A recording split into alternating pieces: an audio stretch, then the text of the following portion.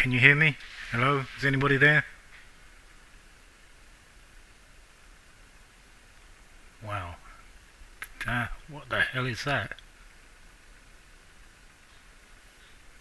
Oh, I don't know what that is.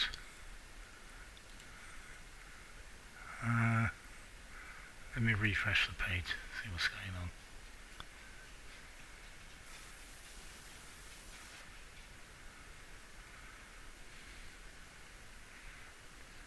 Right, it's saying excellent connection. What's going on here? It says everything's working.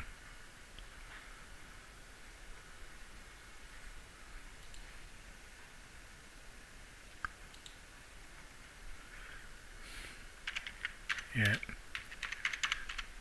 Colin messed up as usual.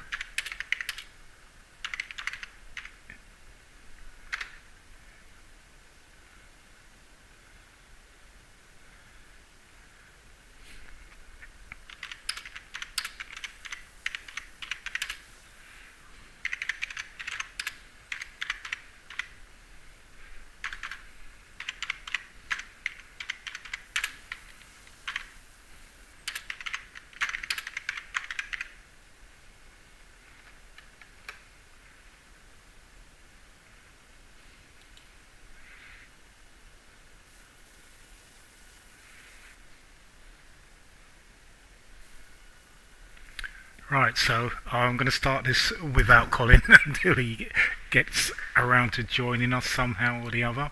So the first race coming up is, of course, the Juvenile Champions Cup Turf Sprint over 6 furlong soft. Now, the thing to note in this race is that the majority of the field are all carrying penalties. There are 7 runners with £2 penalties, and that gives a slight edge to the 5 unpenalised runners. And those are my one, which is Do As You're Told. Should be able to go close, but we'll see what happens. I'm not sure who are the others that has no penalty. JMD Blue Corp from Champagne. He's got to have a big chance. He has no penalty and he has a good level of form, but we're not certain if he wants an earmuffs or not. And he did have the option of a geld. I'm not sure if he took that option or not. Let's just go and have a look.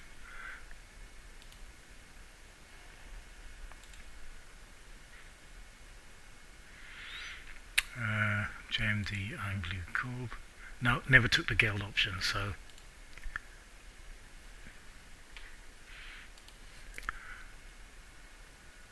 right, Hard Rain, he's another one that has no penalty.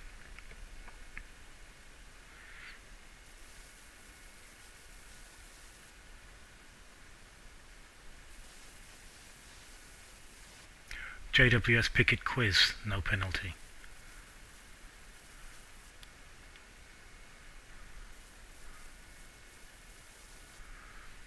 I think the other one could be Bomber of the Nation. So it's a pretty open race. I put Do As You're Told as favourite, and the I'm Blue Corp second favourite, 9-2. JWS Picket Quiz 5-1. Talented Gambler 11-2. There's Dan's runner. JWS Picket Quiz is Sumner Farms. He's still a maiden, but he's run well at this level, so I wouldn't discount him at all. Hard Rain 13-2. Ocala Farms. Gumby King, Germania Racing, El Rene, 9-1. You've got the Resurrection, KDS, 10-1. Cyber Attack, also KDS, 11-1. And Short Stay is the other. KDS has 3 runners in here. So getting very close to off time, about 2 minutes to go.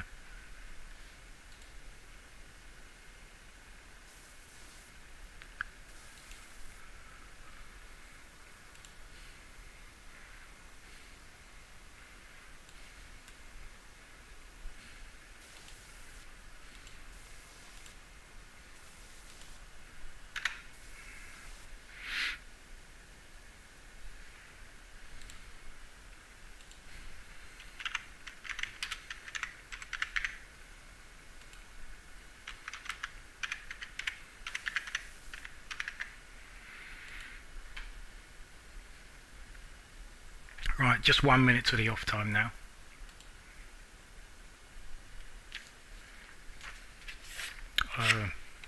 Nerves are jangling. Let's see who does the business. Just before the race starts, we'll be able to get a quick look at how the site actually, how the site betting is and who's the favourite on the site. Which is probably totally different from mine.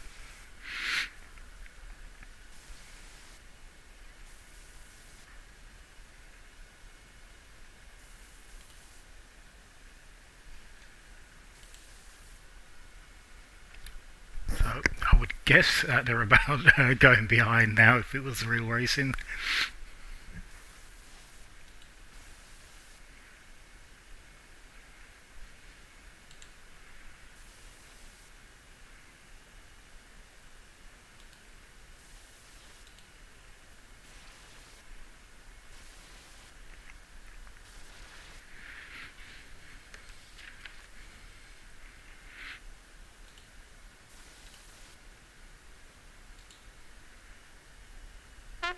Right. Do As You're Told and Bomber of the Nation joint favourites on the site show with Honey Badger, well fancied 6-1 with Short Stay. JWS Picket Quiz 7-1 along with Hard Rain. So looks quite an open race. We'll see what happens.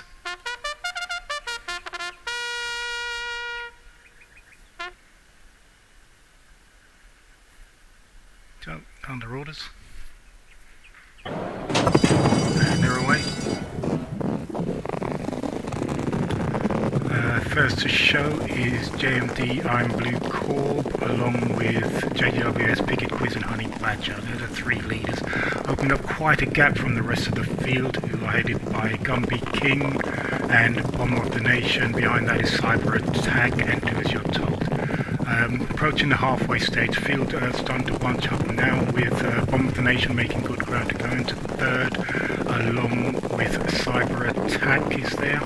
But up front, it's still JWS Picket Quiz who has the lead from Honey Badger and JMD I'm Blue Corp. Pack closing now with Do As You're Told finishing strongly on the inside, and it is Do As You're Told along with Talented Gambler. It's a photo finish. Photograph, that's called a photograph. Very tight finish with Oxford Street and Short Stay finishing well to get it in amongst the places. And it was a win for Do As You're Told, ahead of Talented Gambler, did well with a penalty. Also with a penalty, Oxford Street and Short Stay, so the penalised runners put in some really strong efforts to come there and do well.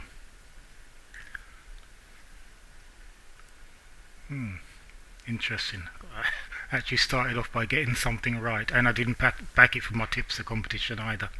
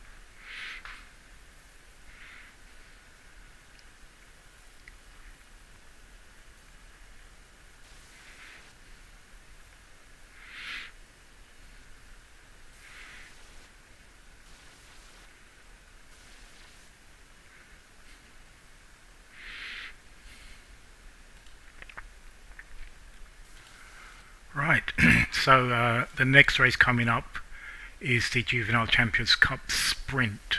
So long way away now. It's when does that run? 9:42. So we'll come back a little later and go through the runners.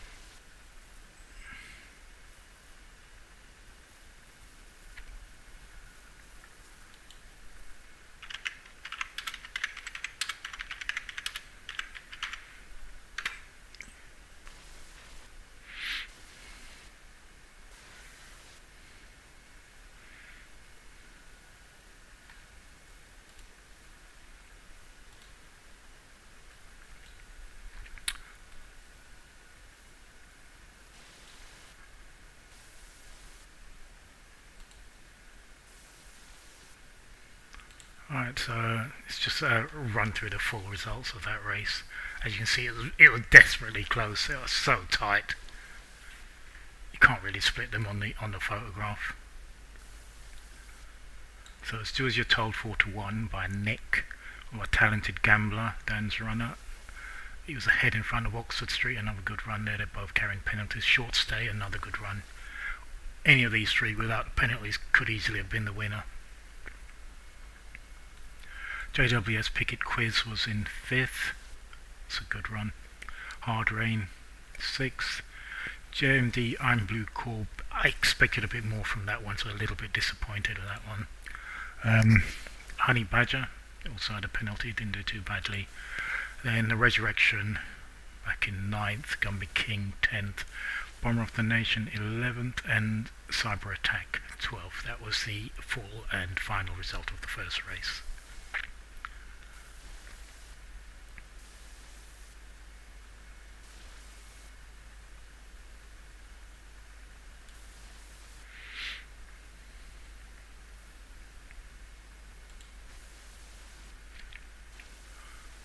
So, looking ahead to the Juvenile Champions Cup Sprint, it goes off at 9:42, and the favourite for that is Dashton Braxton, a 3-1 favourite. He's from Kings of Thrones.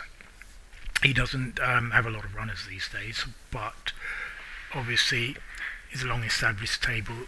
He knows what he's doing, and he is very, very confident that his filly will lift this title. So you've got to respect that.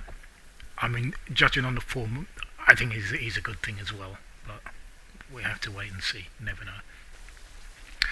So Dashton Braxton is 3-1 favourite. Second is Bronchosaurus at 4-1. He is from KDS. He has a penalty. He beat I Am Legend 6 furlong fast, and that's not going to make things easy for him. I'm just going to check now, because I'm wondering if he's been gelded since the final, since his last run, so I'll just check on that, because that would help him, obviously. That's the Juvenile Champions Cup Sprint. I'm looking for, was it Bronchosaurus? Right. So, not been gelded. Would have increased his chances, but never mind. Next in the betting is Marlborough Street from Shawstead Racing. Didn't cost a lot, but shown a good level of form. And second to Light Eclipse Plus, Bowles said as history, and Kinky Double over 5 furlong fast. And it's possible he may be better suited to the good going. That's just an inkling that I've got from looking through his form. So I think he merits serious consideration. Marlborough Street is probably, in fact, maybe we should have put him second favourite.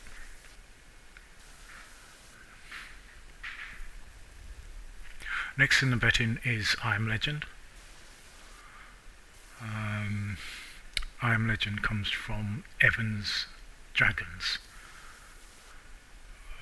I've put him down. I think he's put in some decent efforts, and he's an each way shot for me. 5-1. Bowes as a history is 7-1 shot. Bowes Warriors. Good level of form. Doesn't immediately appeal as a likely winner, but should be thereabouts. Then we have Vine Street 8-1. Is from Leicester Shuffle. He actually heads to qualify, scored the most points. But the problem that I find with her is that her only win was in a qualifier, not a maiden. So she's going to have to win that title carrying a penalty, which is, it's quite difficult. I say it's quite difficult. I mean, really, really top-class juveniles can do it, as Steve proved. He can even be done with a double penalty, but it's tough normally. So, and she was a Light Eclipse Plus. That one's a 10-1 shot, and it was a very smart bargain auction buy. It's a winner of a 5 furlong fast ground qualifying a quick time, but penalty, and is she as good on fast? We don't know. One of Mr. Angel from the Lard, or Laird, Black Cat Racing. He won a qualifier in these conditions back in July, but struggled under the penalty in several runs since. And these conditions may not be ideal, but I wouldn't rule him totally out. Also, Evans Dragons has a second runner in Sending the Clowns. Still a maiden after 5 runs and best forms at 7 furlongs, so I'll overlook him for that reason. Another one from Bowes Warriors is Bo Virago Sangria. 7 furlong specialist looks like, so he'll struggle over this shorter trip. And Gelded Bug, 66-1, triple penalty, that's the problem. It can be done with a double penalty, but triple penalty never. Just can't. Impossible. Or I would imagine so anyway. But anyway, he's shown good form. Only one qualifier with £4 extra. But he does seem to like 7 furlong. So that's another negative for him. So that's why he's such a big price. So that's all the players for that race, all rounded up. And it's about another 40 minutes before that goes off.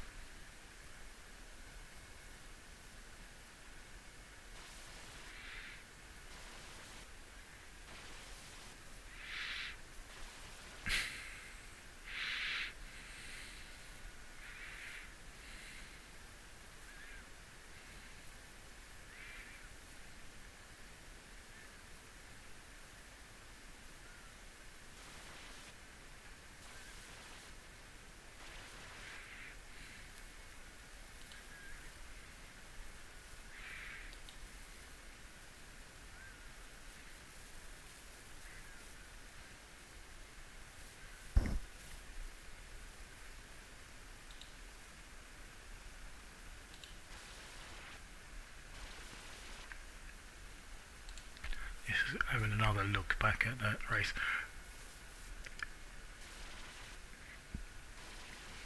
Yeah, there was some.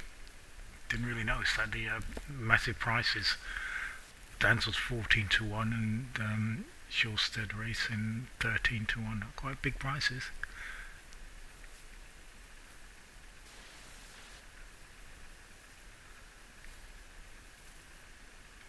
But as usual for sprints, there's not a lot between first and last, not very much.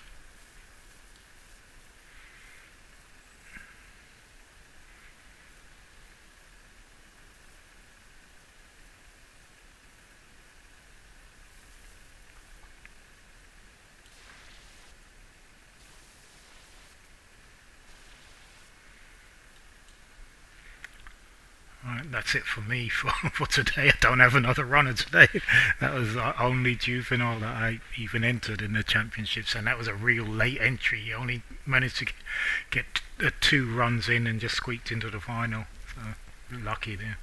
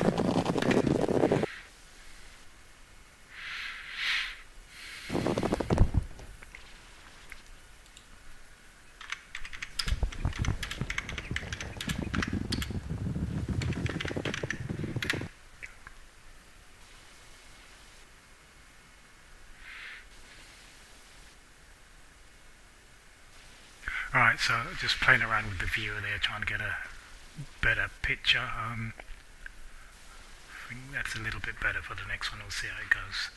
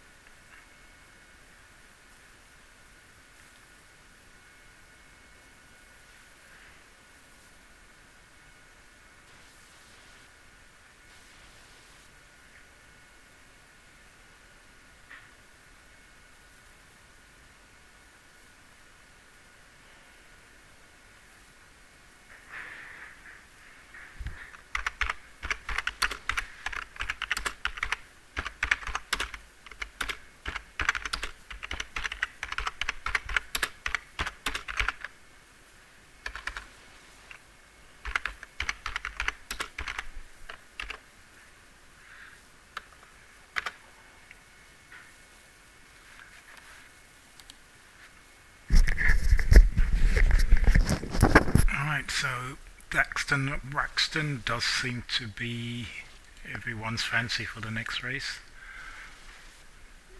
I'm going to put something. I like Marlborough Street. If I'm going to put something up against it, that's what I would go for.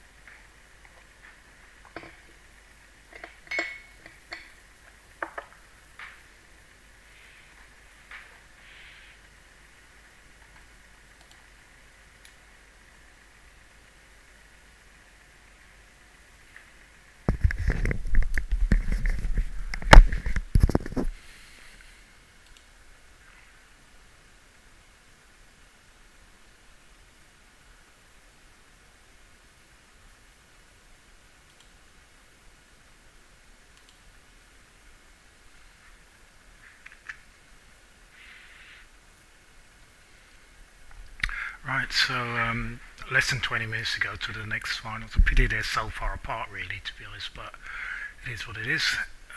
20 minutes to go. So far, not hearing any naysayers for Dashton Braxton. Strong warm order favourite at least. Is expected to win. I'm putting up Marble Street as my each way bet and reverse forecast bet. I quite fancy that one.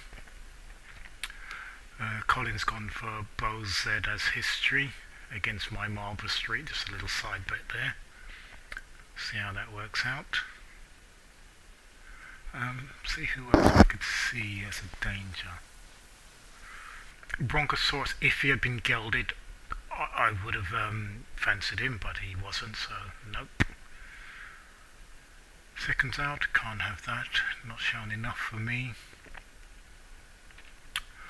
Sending the Clowns, Maiden, and best 7 furlongs. I'm Legend. Maybe each way prospects. I believe he has a penalty. I think that's what's I've put in about him. I should just check that out. Actually.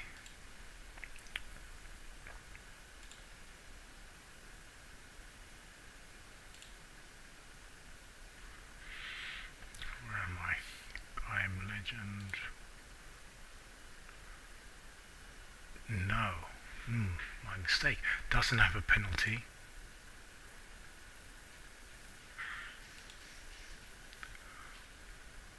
So he's got to be. You got to be considered then. I mean, he's beaten 3/4 lengths, 5 furlong fast. That was. See who that was behind. Light Eclipse Plus, and he was actually favourite for that. That's quite an eye opener. And look who we had way down behind, Dashton Braxton. So, I'm a Legend has more obvious claims than it would first appear, especially without a penalty. It's just, he was beaten by 5 other horses. He found 5 other horses too good. That's a slight problem.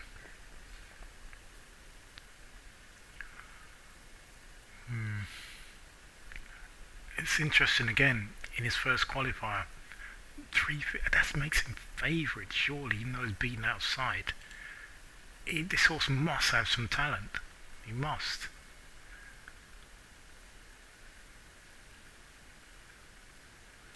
Yeah, beaten outside,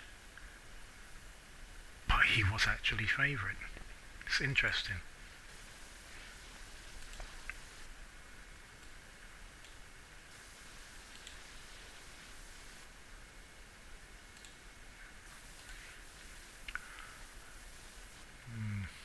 Well, we'll have to see what happens.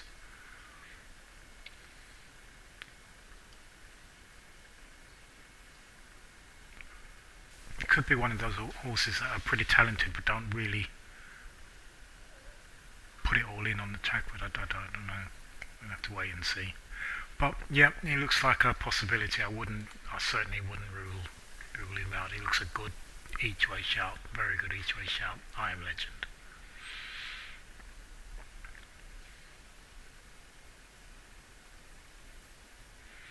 Angel from the Laird, and he's got some sort of chance. I wouldn't rule him out. Vine Street. Yeah, the problem with Vine Street is a penalty. Light Eclipse Plus also has a penalty. I'm not sure she'll be as good on the good going. So stick with Dashton Braxton. I have Marble Street and I'm Legend. That's the 1, 2, 3 for me. Bronchosaurus would have been thereabouts if he'd had a gale, but without it I'm not liking his chances. So just over 10 minutes to go, we'll come back in time for that.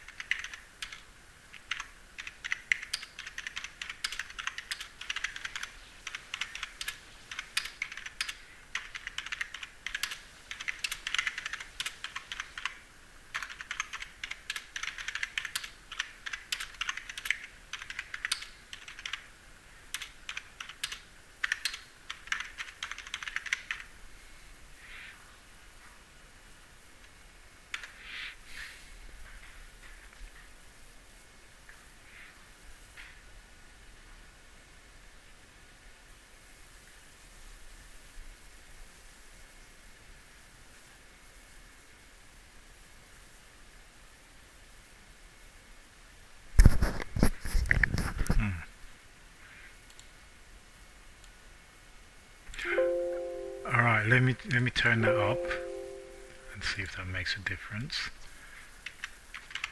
Can you hear me now? Can you hear me now? Can you hear me now? Yes, no, maybe.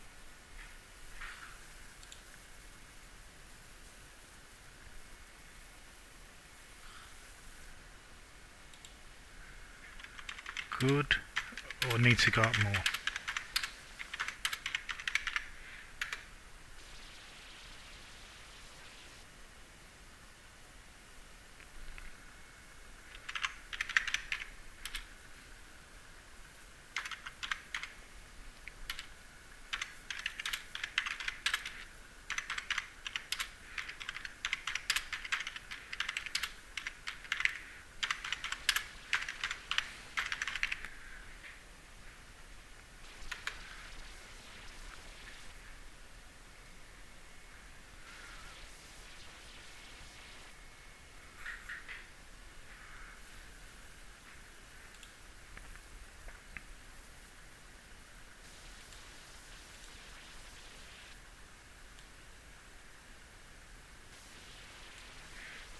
Right, let's go a little bit higher there.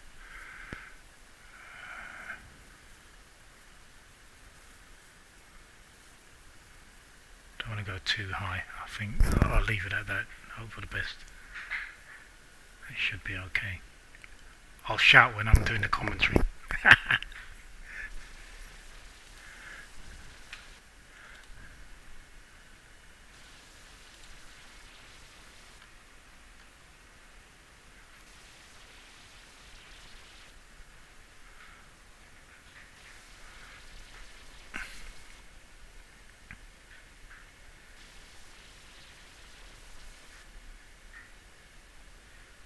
Right, so Collins on Bowl Z as history, betting without the favourite. I'm on Marlborough Street, betting without the favourite.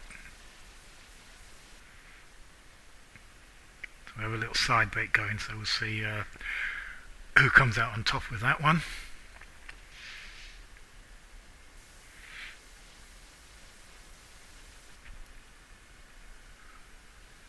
Not many putting up anything against Ashton Braxton though.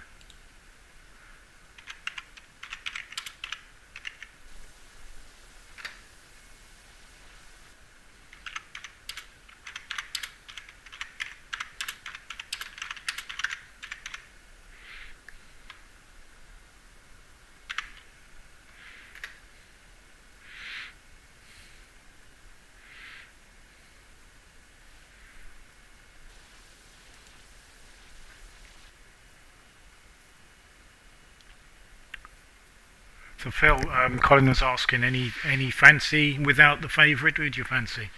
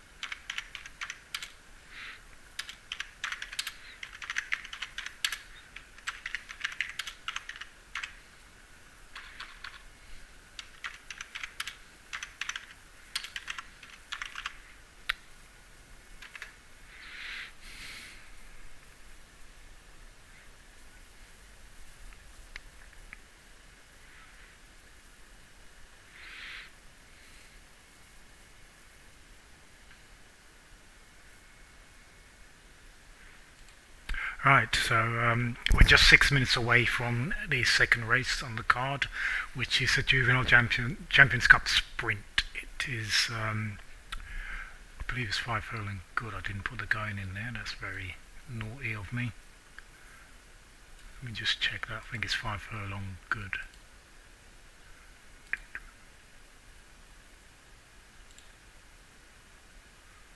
Yeah, 5 furlong good.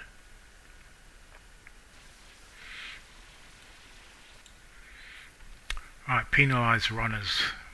Quick view here. Bo Virago Sangria again. He's got 2 wins, so definitely a penalty. Light Eclipse Plus, Leicester Shuffle also has a penalty, as does a Gilded Bug.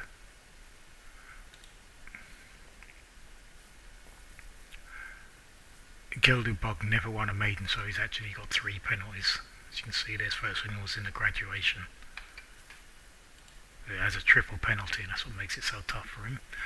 The other one with the penalty is Bronchosaurus. I was expecting that one to be gelded, but that never happened. So that's the reason he was down as second favourite. I was thinking he might be gelded, but it didn't happen. So for me, he's not second favourite anymore. I'll have Marlborough Street as second favourite, and I'm Legend. I'm Legend. Colin doesn't like because he says it's a mid-pacer. It's 5 furlong. I don't know. I'm a bit swayed by the fact it's run into qualifiers and it's been favourite for both of them. That kind of suggests the site thinks that it's worth something. Those being favourite for those 2 qualifiers, 5 furlong qualifiers, was favourite for those. So that says to me it's probably a bit of a 5 furlong specialist. Check his maiden win. No, it came from, as Colin rightly says, mid-division, 7th, first. So we prefer a front runner over 5 furlong, to be honest. Ashton Braxton, have a quick look at him. His maiden win, 6 furlong fast. Won very nicely, 2 lengths clear, very easy win. And that also mid-division he came from. He hasn't won another race. Obviously you can see the changes in equipment that's been to sort of hold him off from getting a win. Let's have a look at this qualifier.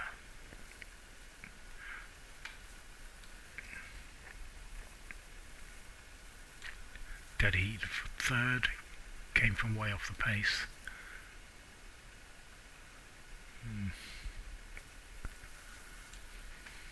I'm quite happy with that selection for the win, to be honest. Assume he's improved since then. You have to assume he's improved since then. That was the 16th of July. So yeah, I'll stick with that.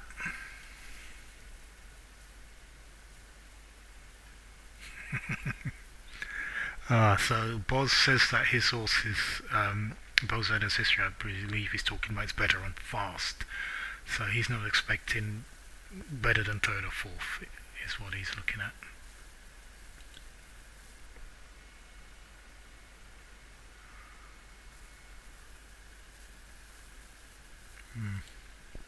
Right, so it's very close to post time now. In real life they would just about be going behind, so let's get this race teed up.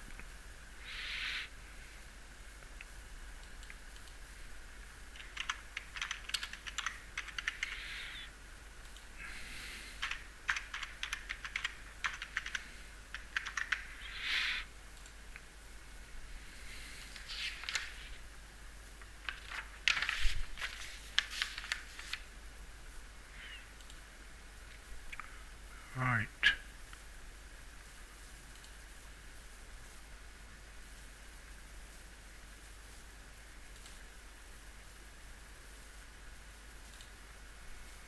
Right, just 1 minute away from off time, so in real life they'd be just about going behind now.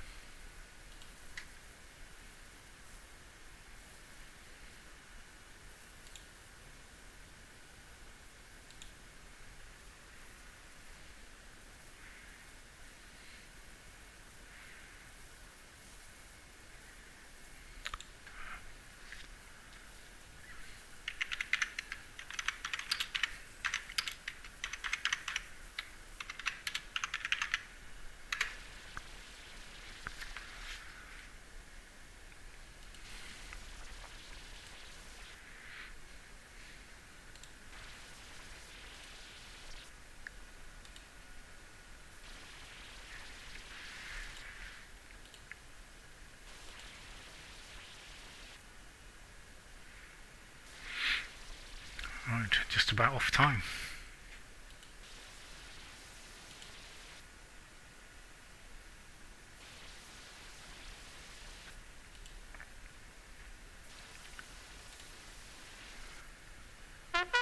Right, here we go. Ooh, wow, I Am Legend favourite again. Marble Street, second favourite. Dashton Braxton 4-1 is third favourite.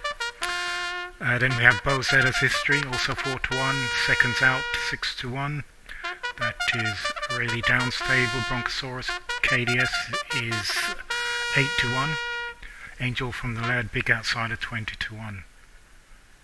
Let's see what happens. And they're off.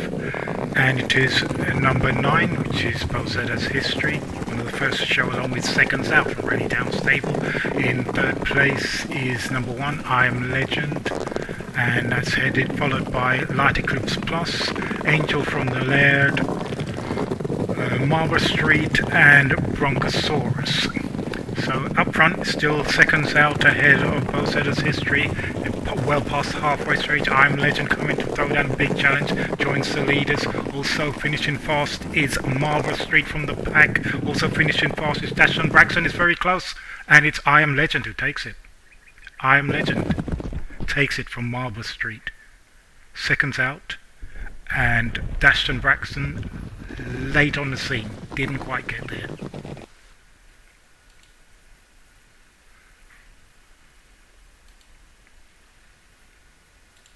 Let's check the full result. It is I Am Legend who wins it from Evans Dragon. Evans Dragons, that would be, I'm guessing, the first championship win for Evans Dragons. And another newcomer, Shawstead Racing, Marble Street, came second. Man, that was close. 100th of a second separated the two. Dashton Braxton finished strongly, but just couldn't get there in time. Fourth place was Seconds Out, really down stable. Very tight as well, between third and fourth. Bronchosaurus ran well, finished fifth. Then Bo Zedder's History, so I think I quite stuffed Colin up there. Sending the Clowns, 7th. That was Evans Dragon's second string. Next is Gelded Bug. Tremendous performance. Triple penalty. Not to finish last is a real achievement. Equal 7th, Vine Street, Leicester Shuffle. That's a three-way go for 7th, yeah.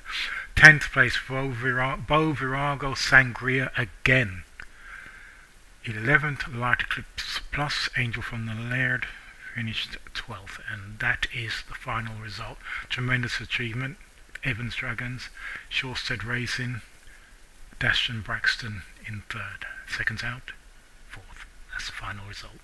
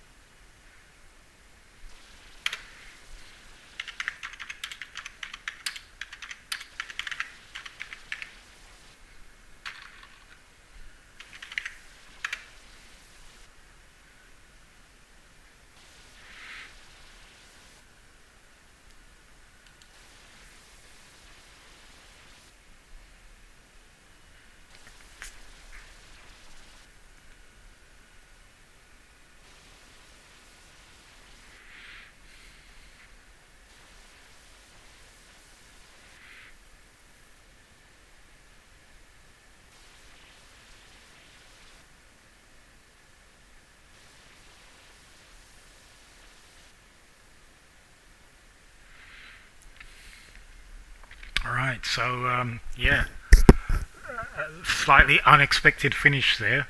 Although I'm got to say I did put a good word in for I Am Legend.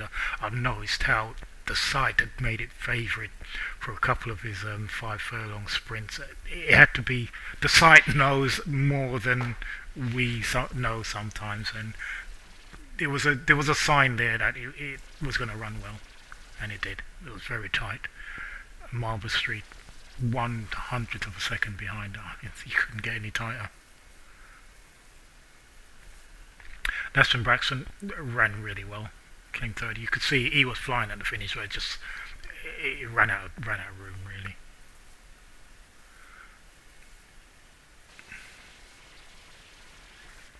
Seconds out, good run from that one.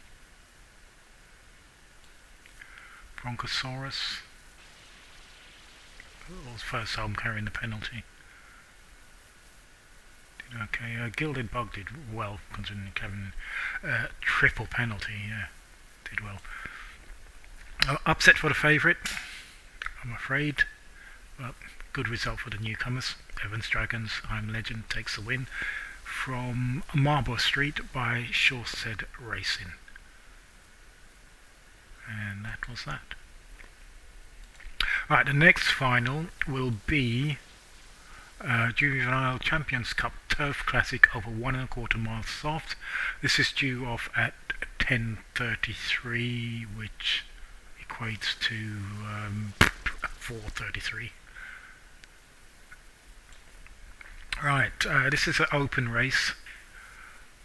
Plenty of chances. Favourite is Joyful in Malibu, which I'm not even sure is actually running, to be honest, because I'm not sure that's its first choice, so we'll need to have a quick look at the actual field. Right, unsurprisingly, Joyful in Malibu is a non-runner, so that makes a favourite Were Rabbit.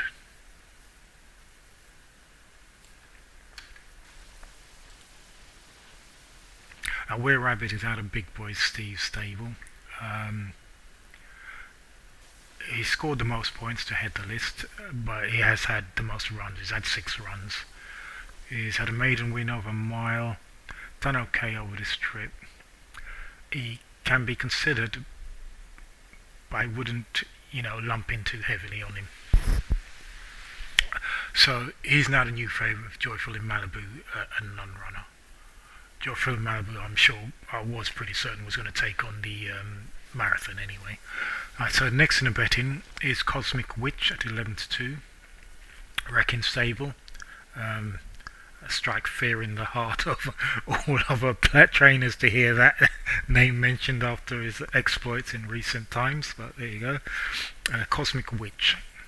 Now, he beat Dancing Feet and Wikiva Runner a neck and a head over a furlong less, and that was back in July. Many of these runners were behind, and he hasn't run since. Obviously, he hasn't run since July. He's open to plenty of improvement. The trip is not a problem, but the penalty, maybe it could be a problem. Next in the betting is the Fog King, Shoresaid Racing. Won a qualifier back in July in a fast time, and will have improved since, but 2 runs with the penalty were not very inspiring. Maybe he didn't like the firm ground, but I say it's not easy to fancy, but to be honest, it's not that tough a race. As championship standards go, it doesn't look that tough a race. There's nobody with really outstanding claims to win this race.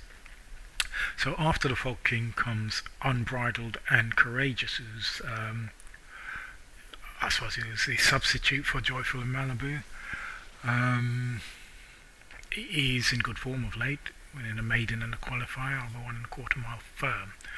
He looks like he handles soft, and the big issue is the penalty, therefore. But could go well, especially with Joyful in Malibu out of the race. Is pretty open. Next in the betting is Dancing Feet. Third to the Fog King and Joyful in Malibu under these conditions, but he was noted running out of steam at the end, so he may have improved, but I don't think he'll be suited by a fast pace at this trip. He could be vulnerable, so That's why he's 9-1 shot. Next in betting, USS Missouri is a 10-1 shot from Boomer Park. This is a lightly raced filly who has shown good form at a mile, but has never tackled anything like this trip, and we don't know whether she'll get it or not. So, open mind there. That leads us on to Twisted Mind. This is Dan's runner. He won an early season maiden over this trip on firm, but the time was slow in championship terms and he was running out of stamina at the end, and this was even more pronounced in a subsequent race at a quicker time over this trip, and for those reasons that's why he's passed over. We then have Both Steals a Nugget, 12-1 shot. He was a very impressive 3-length maiden winner in early August, but maybe that race wasn't all that. And he does look a bit exposed after 11 runs, and he's not really repeated that form, so it's not too hard to pass over. Then next in the betting will be Wakiva Runner. This is from Akala Farms. He has a penalty for a qualifier win over 1 mile soft, and he won't stay this trip, so he's out of the equation. Striking Lady, 25-1 shot. Another one from Akala Farms. No form at this trip, and also a double penalty. So it doesn't look a particularly tough race, but it's very open, very open. Without Joyful in Malibu, anything can win it. Where Rabbit, Cosmic Witch, Folk King, Unbridled and Courageous, Dancing Feet, USS Missouri, Twisted Mind, any of them could actually win it. I'm going to come down on Unbridled and Courageous. That's going to be my selection for this.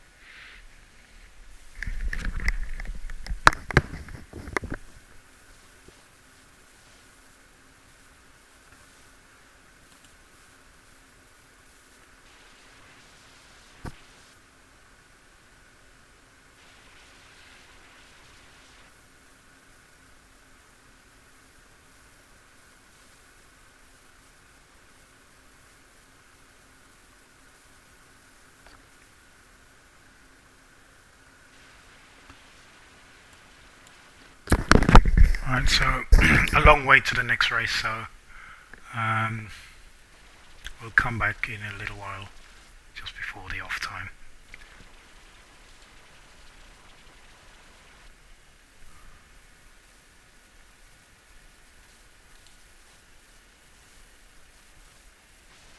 Good result for new stables, Evans Dragons and Shawstead Racing.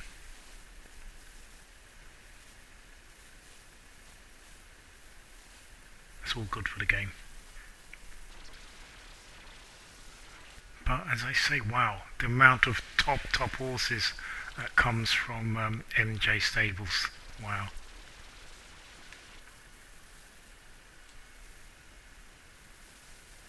Unbelievable, really.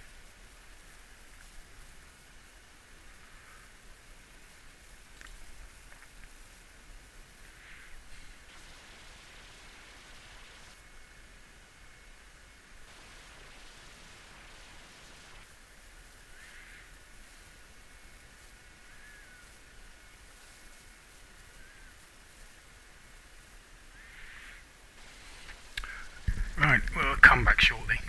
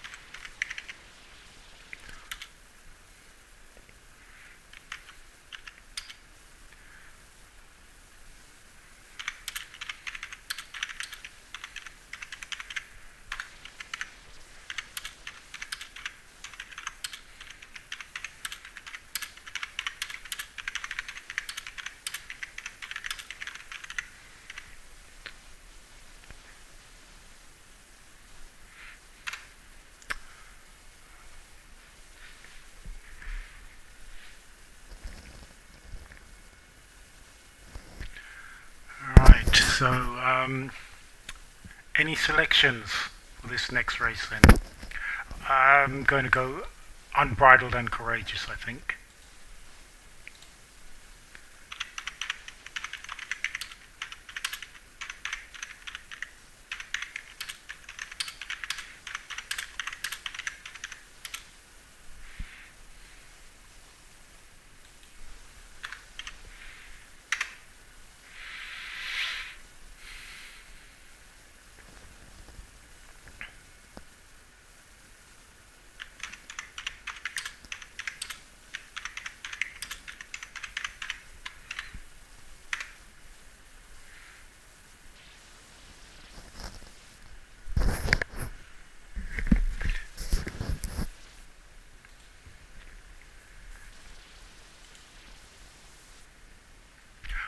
know, maybe I should have stuck with Were Rabbit. It's not got a penalty, and my one has, Unbridled and Courageous has. So maybe that's not such a good idea. In fact, let's see who else. Unbridled and Courageous, Striking Lady, and the Fog King are the three with penalties. The other six don't have penalties, so. But I just like the form. I'm not sure it'll go on the soft ground. Not certain about that. But judging by this, yeah, it's got to go on the soft because the first three runs are all on the soft, including the gold graded maiden, so it must go on the soft. If it goes on the soft, a 2-length win, that's a healthy margin for a mile and a quarter. 2-length win, it's a healthy margin. If one is maiden by 3 lengths, it's healthy. I think, it's worth a shot. So that's my selection.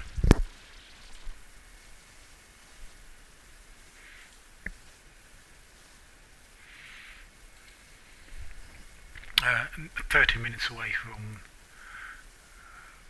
next race. Quite a few missing. There's only 9 runners.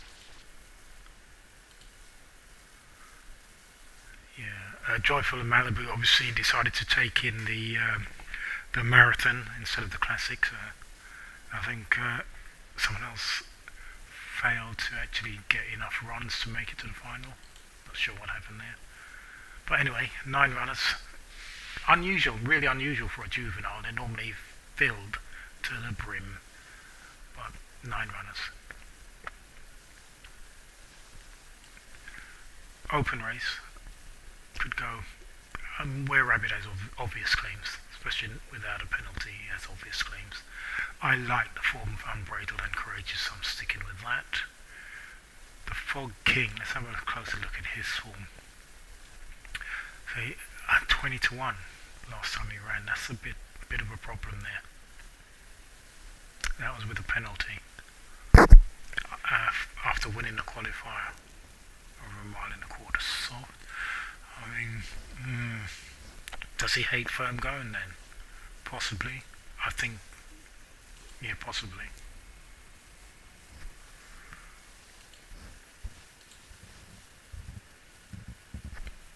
But he's going to struggle with a penalty anyway, so we'll see. I like the sire, King Aquero. I can see there. Inosuke Hashiberi is his biggest offspring, like dual champion or whatever it is, and that's my horse there in 3rd place, 69. He's a potential champion in waiting. He just hasn't got the right trip and ground yet. That's one of the horses that also came from MJ Sales. King Aquero, I like that a lot. It's nice you jump into the Fog is out of Leonardo da Vinci, who's a very well-known classic turf performer. So it's quite healthy. Got to be in with a squeak, yeah. See who else we can have a closer look at. Let's look at Were Rabbit. By default, Were Rabbit is now the favourite. What I don't like about Were Rabbit is the amount of runs he's had. 10 runs, only 1 win.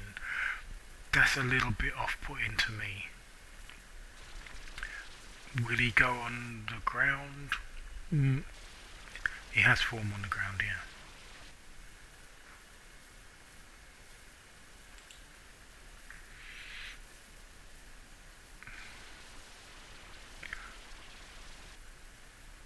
I don't know. He doesn't have a penalty, as I say, but I'm just not sure. Not sure about the ground. I think he'll go on it okay.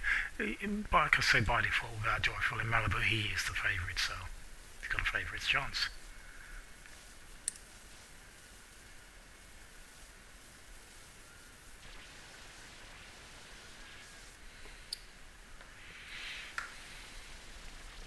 See who else we need to take a look at. Dancing Feet should be interesting. Let's have a look at this one. Nice maiden win. 2:03.53, first race for the season. That's a smart time, won by 2 lengths. That's an even smarter time. Third, see who he was third to. The Fog King, and he was a very close third, Dancing Feet. Evenly, fully extended, that suggests he was running out of stamina.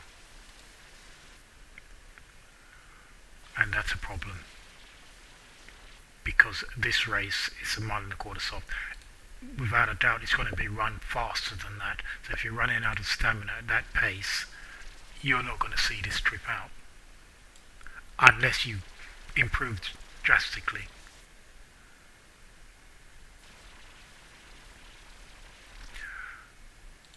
But the good thing is, he's not penalised, no penalty. So, got to be in with a squeak. Disregard that last run, it was over 1.125 firm, but it dispensed with the tongue tiner blinkers, which he obviously needs. So, that was just to avoid a penalty. And we scaled it on 28th of June, so that would have been before the season starts, so that will have no effect on this race. Still, he's got to be considered, for me, yeah. Got to be considered, Dancing Feet. One we haven't had a look at yet is Twisted Mind, Close Sutton Cognac. Now, he does have some couple of runs he's run on soft. Looks, judging by that, it looks like he'll get soft okay. Too bad.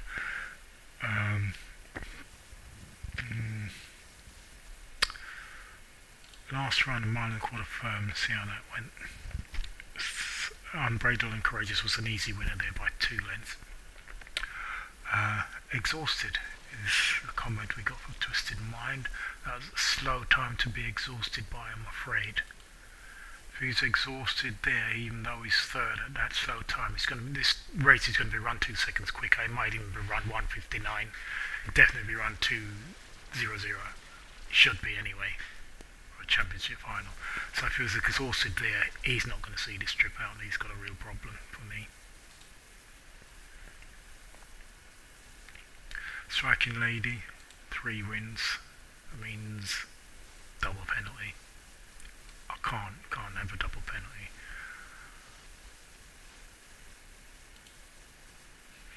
Both Steals a Nugget. I've not had a look at this one. Again, what's off-putting for me is 11 starts, 1 win. Poor unplaced starts on a row. That's not very compelling form for me. Does he get a trip? Don't know, I'm not even sure about that either.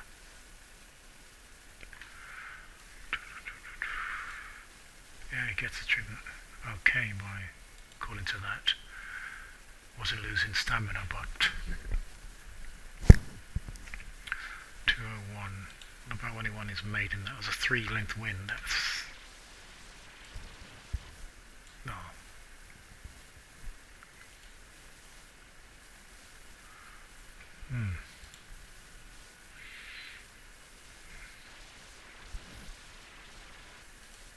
Let's go back. I'm losing my mind here. Oh yeah, it's maiden, 3-length maiden winner.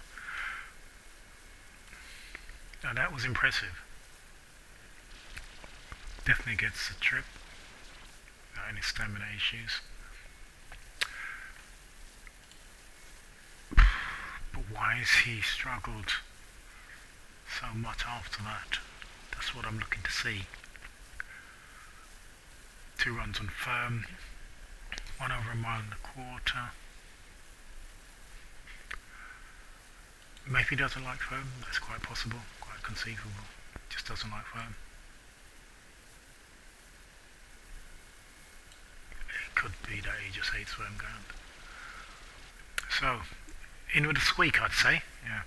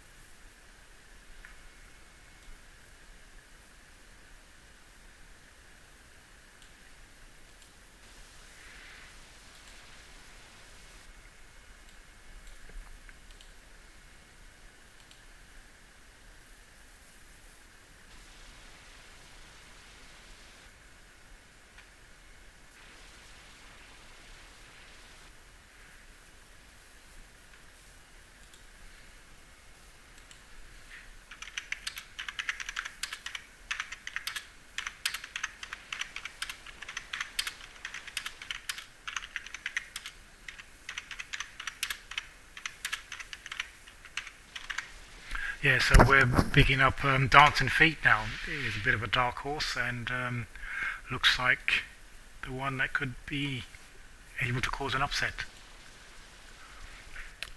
I could say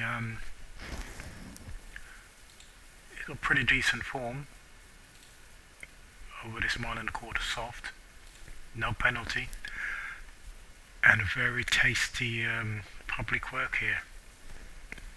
Last public work, 31st of August, 2:00. That's championship winning time.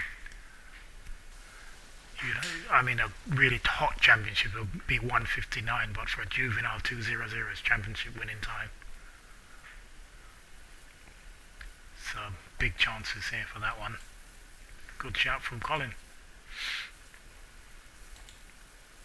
Who haven't we looked at? Cosmic Witch. When you hear that, it comes from this stable here, Wrecking Stable here. You've got to take a second look at that. Now the first thing is, how well does it stay a mile and a quarter?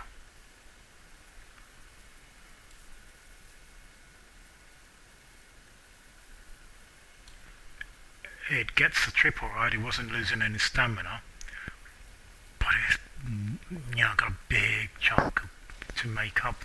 201.14 to 201.73, that's 0.6 difference, that's at least one chunk difference.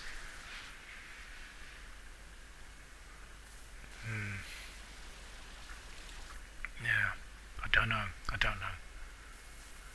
And then it's gone on and won a classic over a mile and an eighth. That gives it a penalty.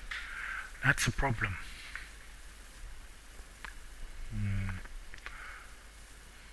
Won by a head. He wasn't supposed to win, obviously. He had the earmuffs removed, but no one told the horse that. And he beat Dancing Feet. Oh dear.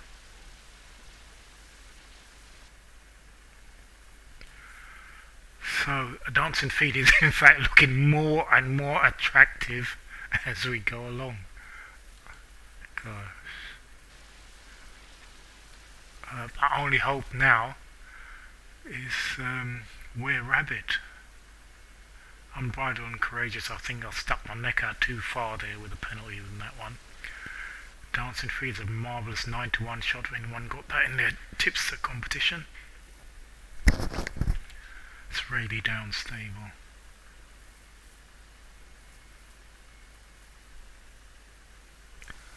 Now why did I think he was running out of stamina at the end?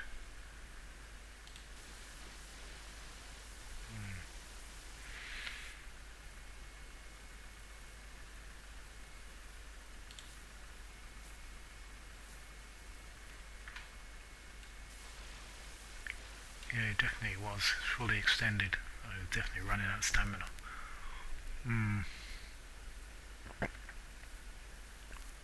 Interesting. Had Were Rabbit just behind him, then Bold Steals a Nugget, Cosmic Witch.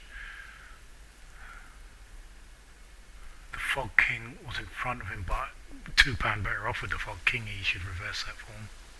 So it looks like Dancing Feet is the way to go.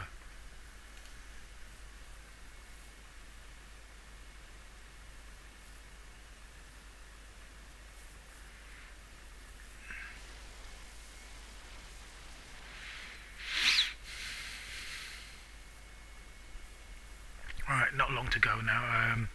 It's about 15 minutes away, the next race. It's a turf classic. And having dissected the race now, we're all on the side of Dancing Feet.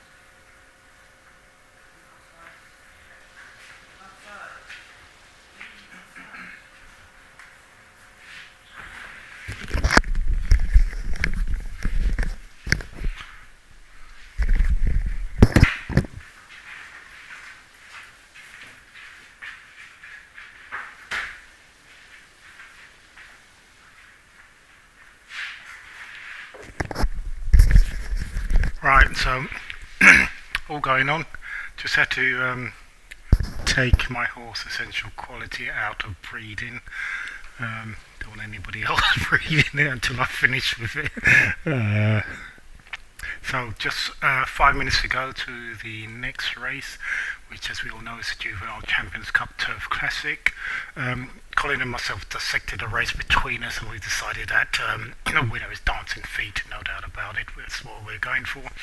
Well, actually I went for Unbridled and Courageous in our head-to-head, and Colin was the actual one who first went for Dancing Feet and showed why. And I had to agree with him that I think Dancing Feet is the most likely winner. Although I do expect a bit of competition from the likes of Were Rabbit and perhaps Unbridled and Courageous. USS Missouri, I believe, is a non-runner. And also, of course, Black Cat Racing's Joyful in Malibu is also a non-runner. So there's only 9 in this race. Get back to it. Few choices.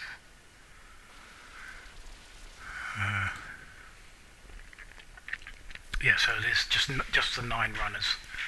From Dancing Feet is who we're going for. I think Were Rabbit maybe second, and Unbridled and Courageous for third. Although I got a sneaky fancy for Bold Steels and Nugget. I think that might do something. So I'm expecting that to be thereabouts. I think it might do something. So 1, 2, 3. Dancing Feet, Were Rabbit, Unbridled and Courageous, and Bold Steels and Nugget. That's a 1, 2, 3, 4.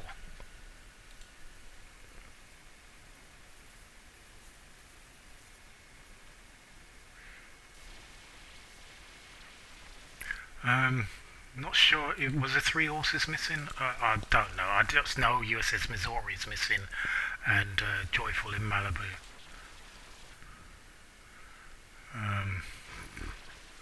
Striking Lady in there.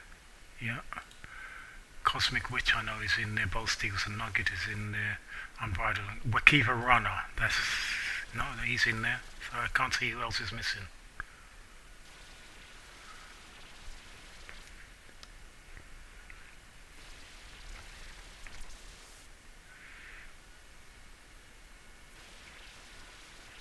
I think there were only 11 to start with who qualified. So USS Missouri and Joyful in Malibu are the 2 missing ones.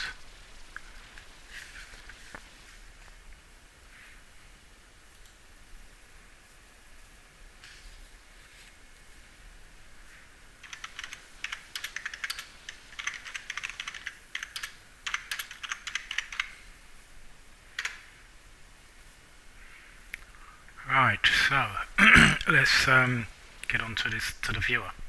It's only a minute away now.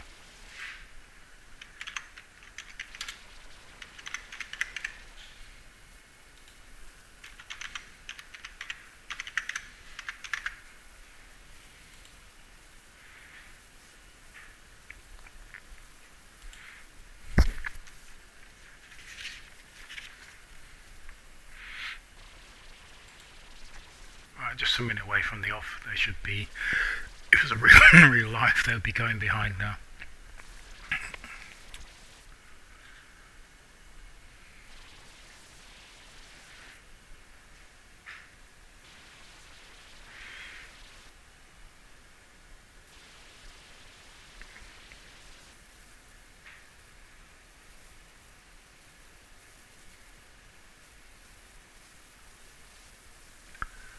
Right, a minute away.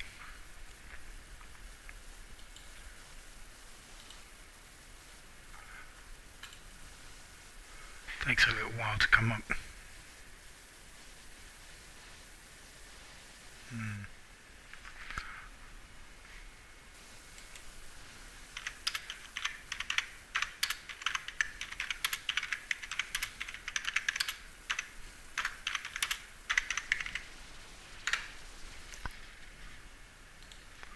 Right, should be ready to go.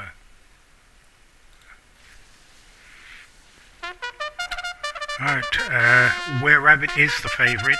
Both Steals the Nugget and Dancing Feet are joint second favourite ahead of the Fog King 5-1.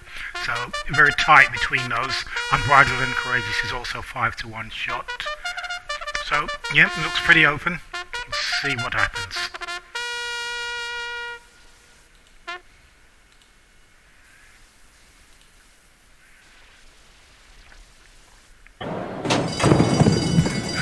Starters orders, and their off is a very level break. I can see the Fog King is the early leader ahead of Dancing Feet and Twisted Mind.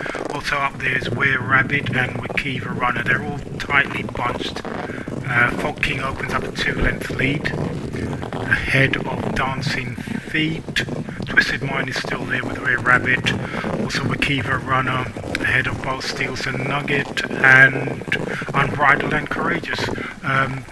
Fog King is stretching on in the lead and going about 6-7 lengths clear of the pack as we approach the halfway stage, and it's the Fog King well clear now from Dancing Feet and Twisted Mind. Where Rabbit's still there. Plenty to play for. We're about 2/3 of the way. Still a healthy lead by the Fog King. Is looking very good at the moment. Dancing Feet trying to come with an effort. Slowly closing that gap. Also still there is Twisted Mind and Were Rabbit trying to come with a run. It is now Dancing Feet who moves swiftly into the lead, takes it up as racing inside the final furlong, and it's all over. Dancing Feet has this in the bag. Were Rabbit running on for second, but it's all Dancing Feet.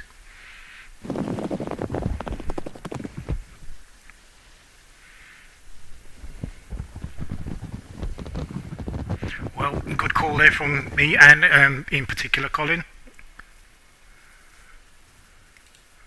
And let's just check on the full results now. No, that's not the right one. Let's go back.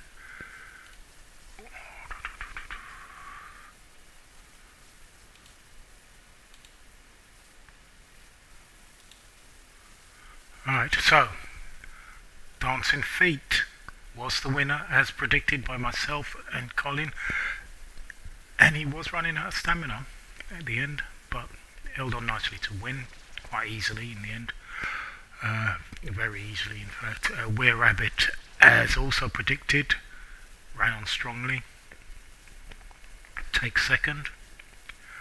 Both Steals a Nugget, my dark horse, ran on to be third. Cosmic Witch ran better than expected, fourth.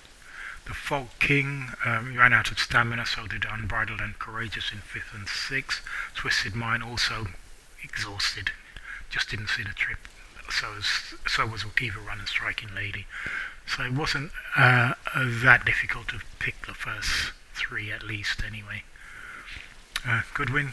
Dancing Feet, really down, stable on the mark. Unlucky for Were Rabbit, but it was well beaten really. Dancing Feet had this race sewn up as soon as he made his move for home really. So that is that.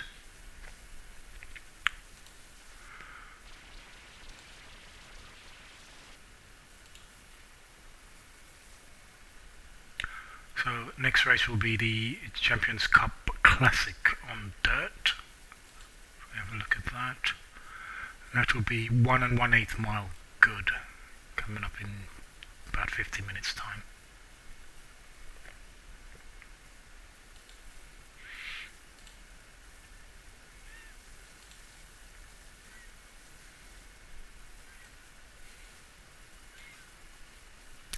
Alright, Twister Marble was the one who only had one run, so the other one who was missing out of this race was Joyful in Malibu and USS Missouri. So there's your answer, Colin. USS Missouri just didn't take up the entry. Twister Marble was the other one, and Joyful in Malibu. Those were the three.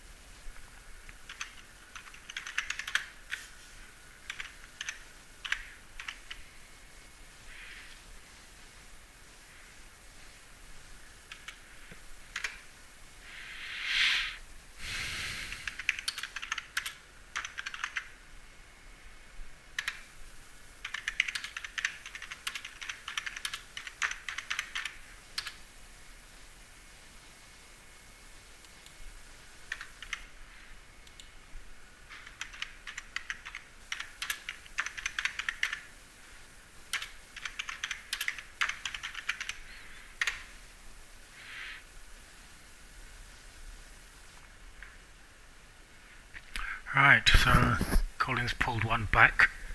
I went for Unbridled and Courageous. He went for the winner of that one.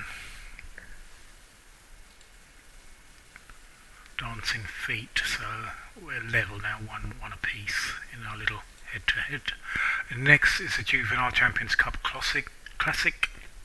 1 1/8 mile good at 11:24 a.m. I don't think on first glance I'm going to change my mind. I'm going to stick with Bold Soldier Erd, if that's how you pronounce it.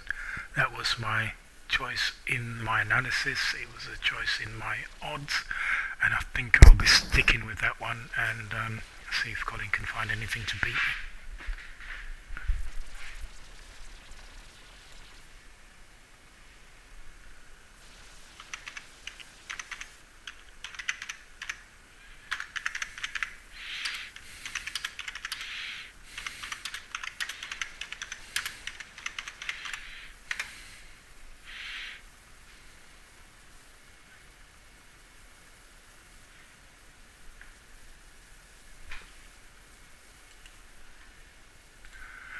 Right, so let's have a closer, in-depth look at this race. It's headed by a Sharky from Big Boy Steve. Good run in the last race. He came second with Rear Rabbit.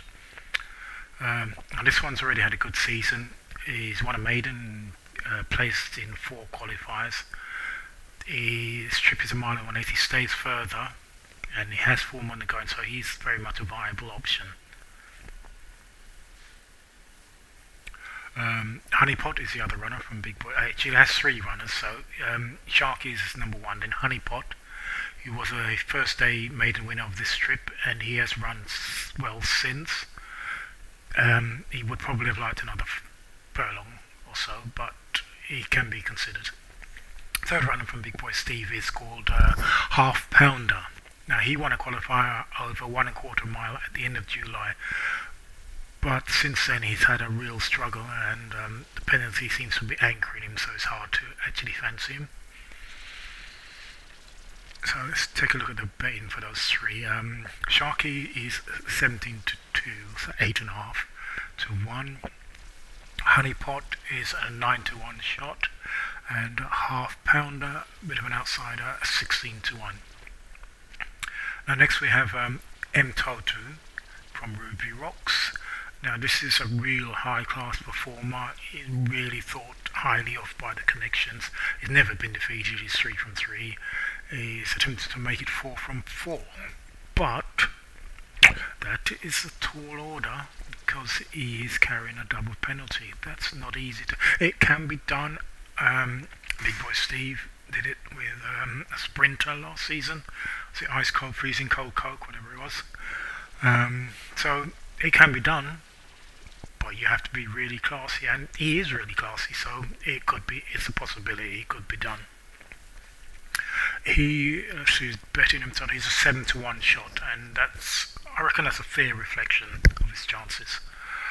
Next in line is Emperor of Dalmanzi from Black Cat Racing. He does look a very classy performer, but he does have a penalty to field because he did win under these very conditions when he was last seen back in August. He will need to improve again if he's going to win here. Stablemate Emperor Alexandra was beaten 3/4 lengths by Neutral Corner, with Sharky ahead behind, and it's possible that he could come out ahead of both of those. He should also be able to get the better of Emperor of Dalmanzi on the revised terms because he finished 3 lengths 9 to him under these conditions. And he needs to be taken seriously. I think he has a very big chance. He is my second favourite in the preview, so that's got a big chance in my opinion. Next we move on to Neutral Corner from Rayleigh Down Stable. He won a big early season maiden, but he has a penalty for a 1 1/4 mile qualifier win, and this may not be his best trip, a mile and 1/8. He would probably prefer that 1 1/4, but still fair chance, 10-1 shot. Below him comes Swedish Caroline from Eddie 6962. He's had a very busy and productive season. He's run particularly well, especially when dead heating for second with Bo Soldier Erd behind Emperor of Dalmonzi. That form makes Swedish Caroline a very live danger, but it is a bit concerning that she is still a maiden after 10 starts. That rings alarm bells. So for me, I wouldn't go for her to win this. And she's an 8-1 shot still, nevertheless. It's a fair price. Next we have Clamshell Runner. He has two runners in this. The first is called This Shark is Crazy. He won a big early season maiden over the strip on fast, but he does appear to handle good ground okay. He won a qualifier over a furlong further at the end of the month and has not been seen since. So he could be open to improvement. He looks classy, and I don't think a penalty is going to be too much of a hindrance for him. So he's got quite good chances. Are quite strongly fancy. The Shark is Crazy. The other runner, Half a Garden, he's been on place in 2 qualifiers, but previously was a close up fourth behind Emperor of Dalmonzi under these conditions, and technically he should be able to reverse the form with that one. So no surprise to see this one go close as well. This is very nicely fancied. Like I say, the Shark is Crazy 6-1, and Save Mate Half a Garden is just 13-2. Both got very good chances. Next in the list is Wet Pope from KDS. He looks much better suited to 1 mile and would be a bit of a surprise if he could win this. And that leaves us with my selection, Bo Soldier Erd from Bo's Warriors. Unpenalised runner, is well suited to the race conditions, and he was recently gelded. I don't see any obvious dangers to put up against him. Oh, sure, there are plenty in with chances, but I think he's a solid bet. So, those are all the runners. We'll come back and have another look at that a bit closer to the race. It goes off at 11:24, which I guess is 5:24. It's always confusing with these odd, terrible different hours, 6-hour difference between the site times and our times.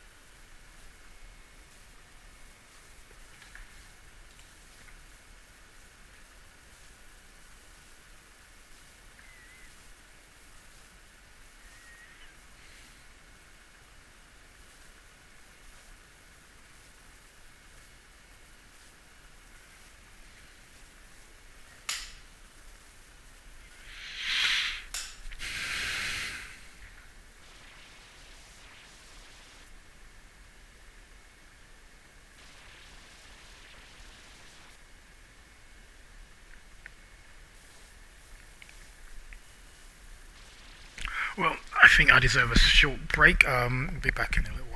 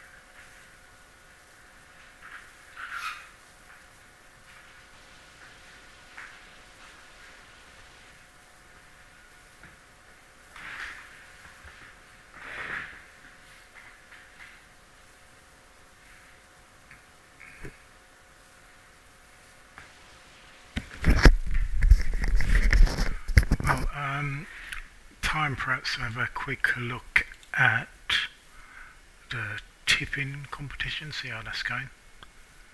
If I can find that.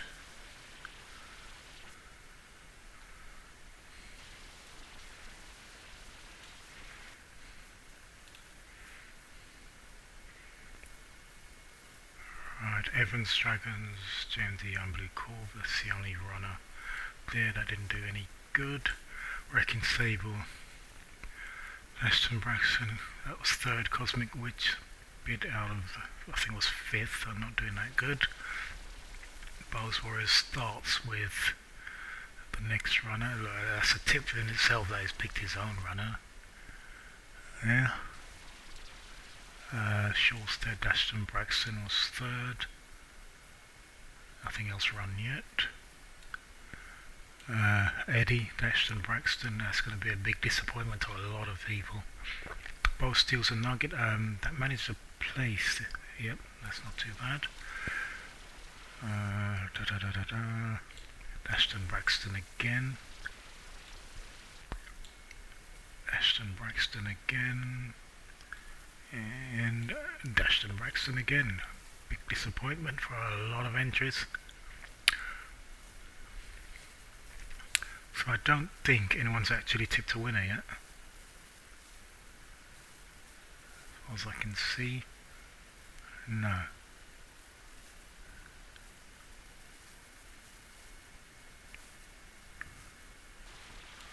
Nope. So nothing much happening. I'm a bit of a mug though. I should have tipped my own. I should have tipped my own winner, shouldn't I? In the first race, had a chance.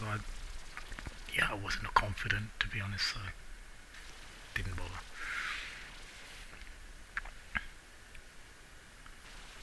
Alright, that's that. Let's go back onto this final now. Still a long way to go.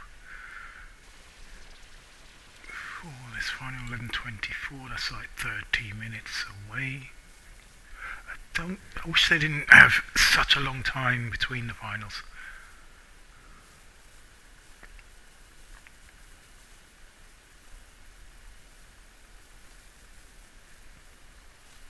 Must feel like having a musical interlude while we're waiting.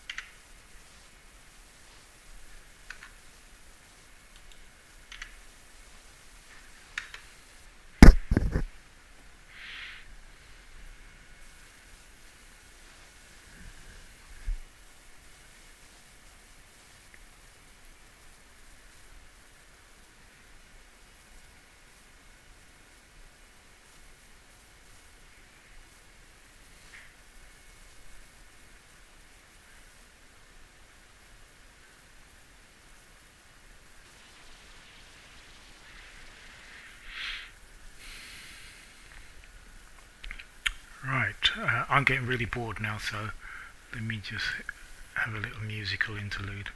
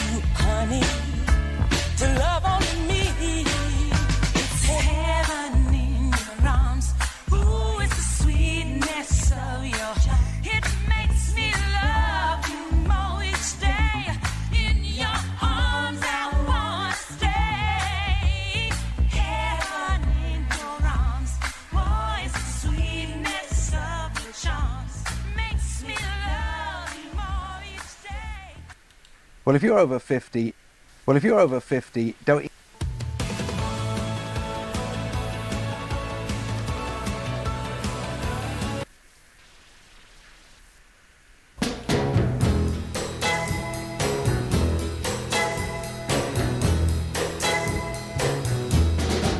When your baby leaves you all alone and nobody calls you on the phone, don't you feel like a crying?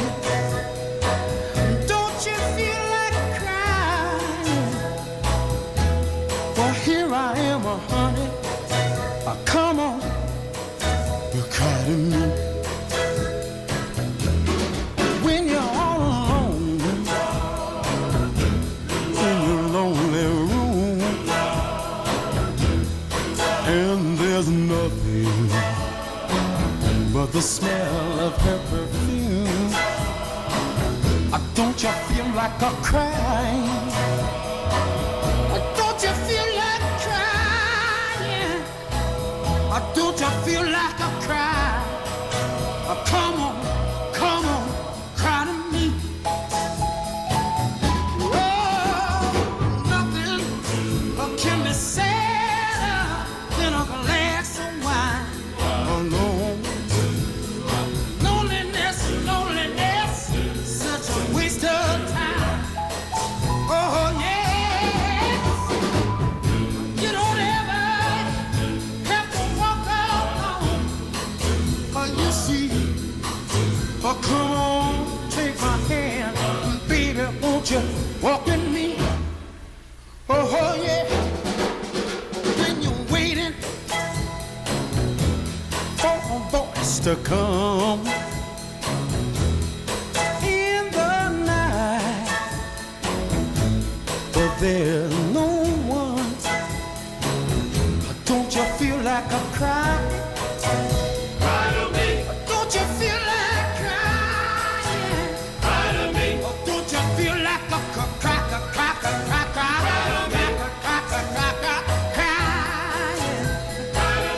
Don't you feel like a cracker?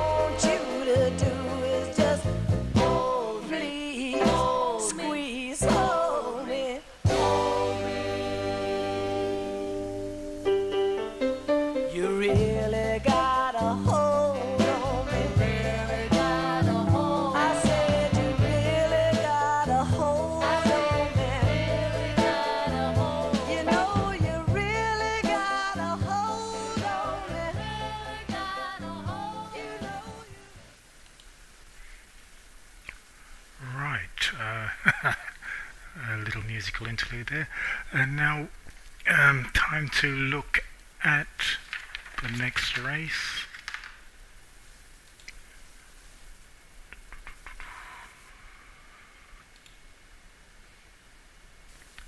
Which is the Juvenile Champions Cup Classic over 1 1/8 mile good. Already had a little rundown of the runners.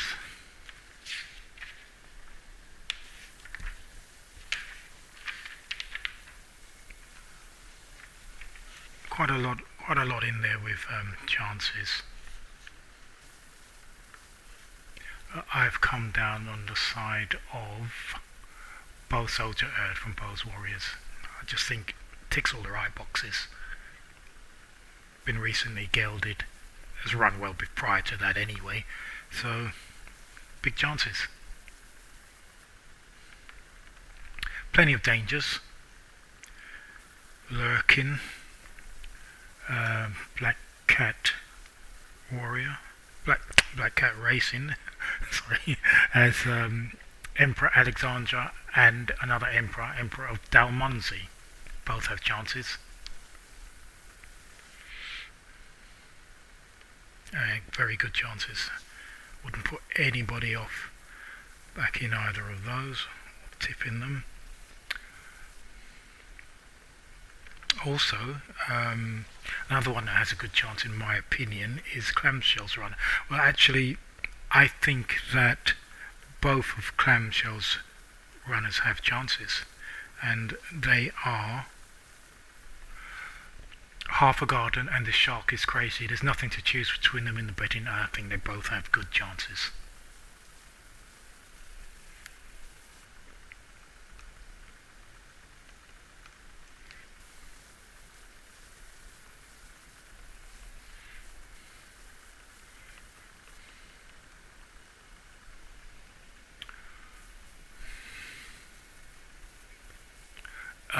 I've mentioned M Toto. This one is from Ruby Rocks, and it looks a very talented individual. Only problem why I've not selected it is because it's carrying a double penalty, and that's a big ask. I know it's a good horse, but that's a big ask. It can be done, not impossible, but I wouldn't bet on it. I'd rather bet against it.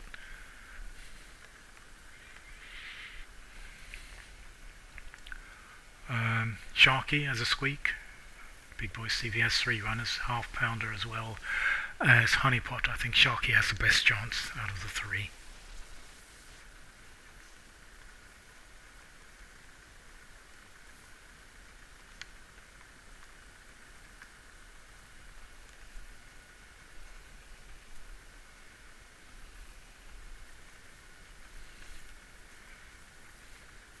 So my selection is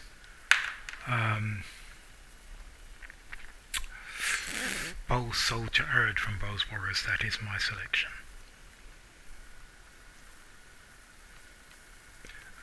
In my little head-to-head with Colin, I think he's gone for M Toto, only because I took Bow Soldier Erd first.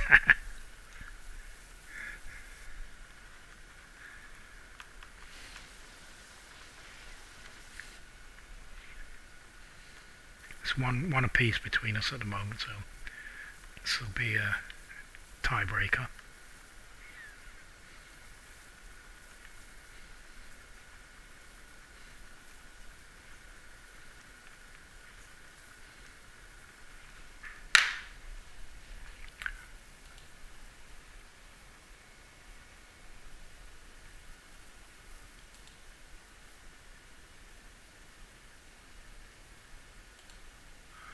So, a lot long to go, 15 minutes or so.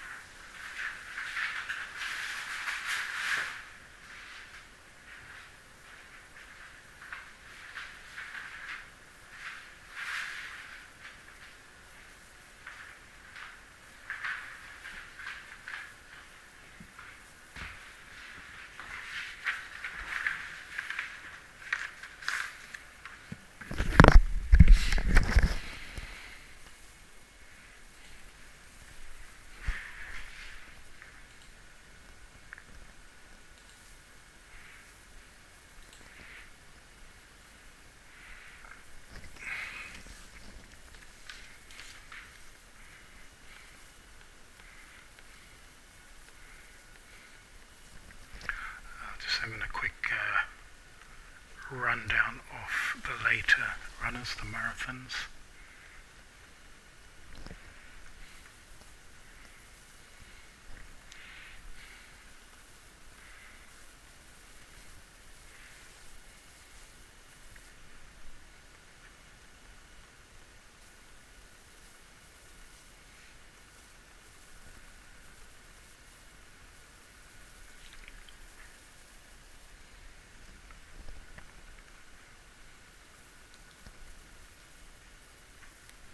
Not too long to the start of the next race now.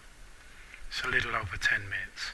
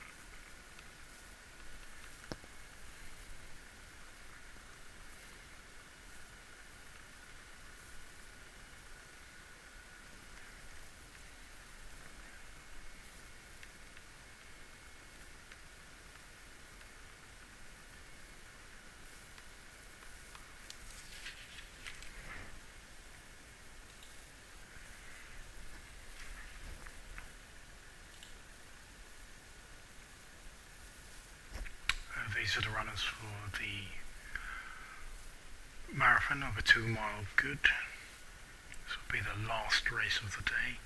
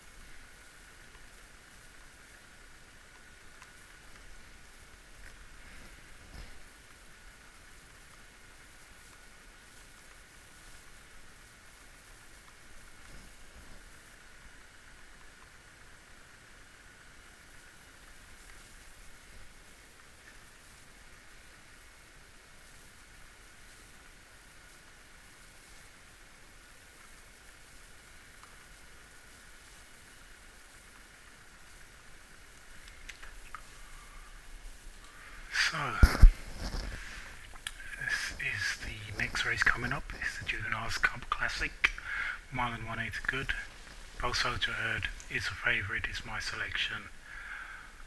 Lots of dangers. Emperor Alexandra, Emperor of Dalmonzi, two Black Cat runners, both dangerous. The Shark is crazy in Alpha Garden.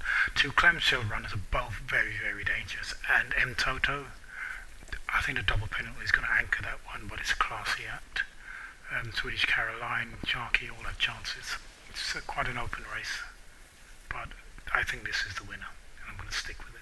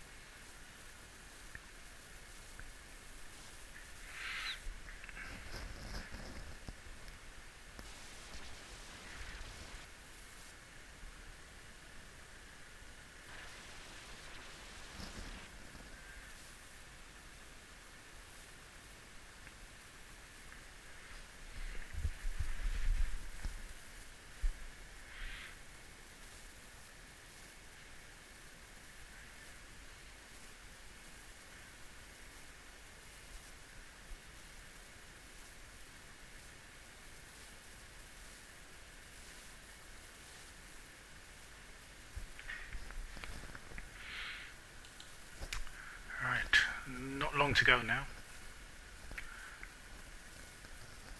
Yep. In my analysis was that I think that both Soldier Herd has all the right credentials to lift this title, but there are dangers lurking around every corner, including Emperor Alexandra, Emperor of Dalmonzi, The Shark is Crazy, Half a Garden, M Toto. Swedish Caroline and Sharky, those are the ones that you really need to consider. Although obviously after both Soldier Herd it'll be the next 4 or 5 in 9. I can't have him total because of the weight. Still don't think that he'll run badly. I think he'll be thereabouts. Even with that weight, he looks to be a really talented soul. So we'll see. Just 5 minutes away now.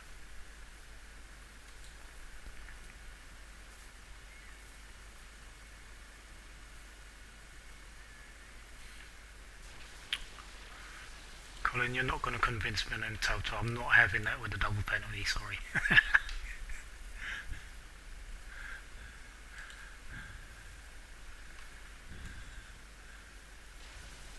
Yeah, very nice public work there, as you pointed out. Very nice. Still, double penalty. They say weight stops strains. Stick with that old adage. But like I say, I still think he will run well, but to win it, can't see it.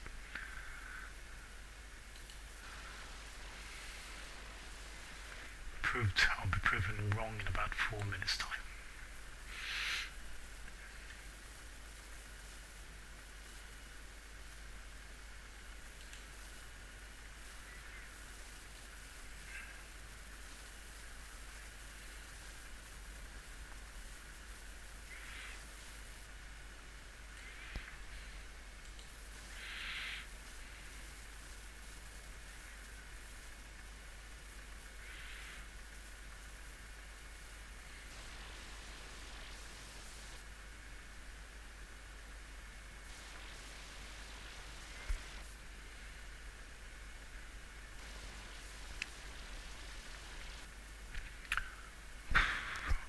It's hard. I wouldn't even know where to go for the forecast and dry cast in here.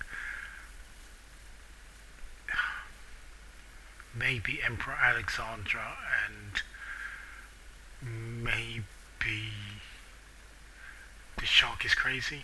I don't know.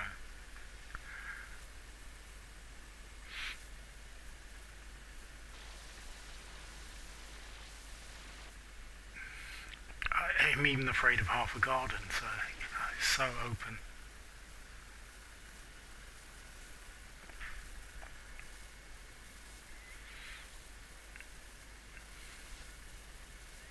How's the tipping looking? Let's see what everybody's tipped in this. Obviously I've tipped both Soldier Erd. Nothing for Colin. Both Soldier Erd, let's just shuffle.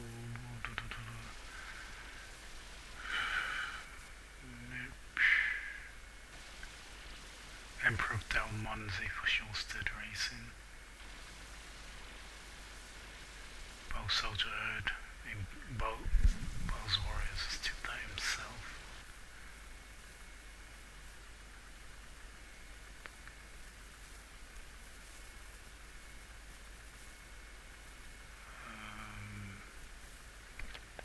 Bow Soldier Erd.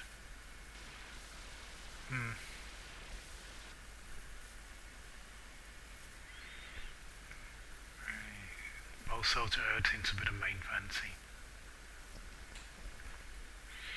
Anyway, just a couple of minutes away from the off time, so let's get that viewer on.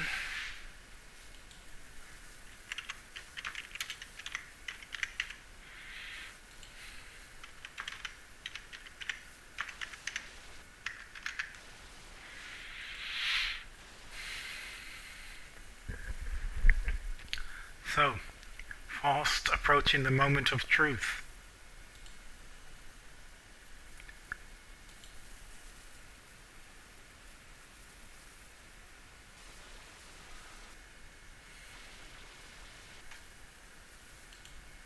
A minute from the off.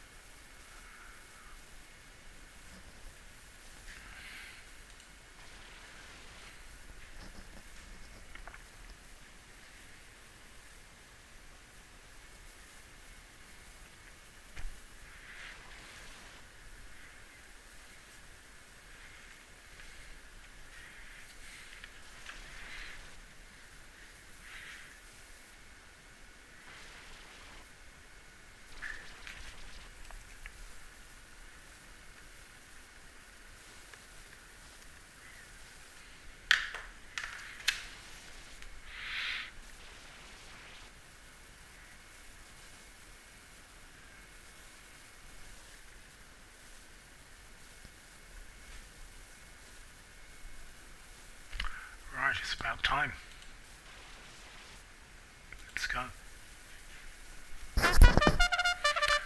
Oh, Bow Soldier Erd is a favourite at 3-1. It's very tight. Look, Wet Pope at 4-1. That's a bit of a surprise.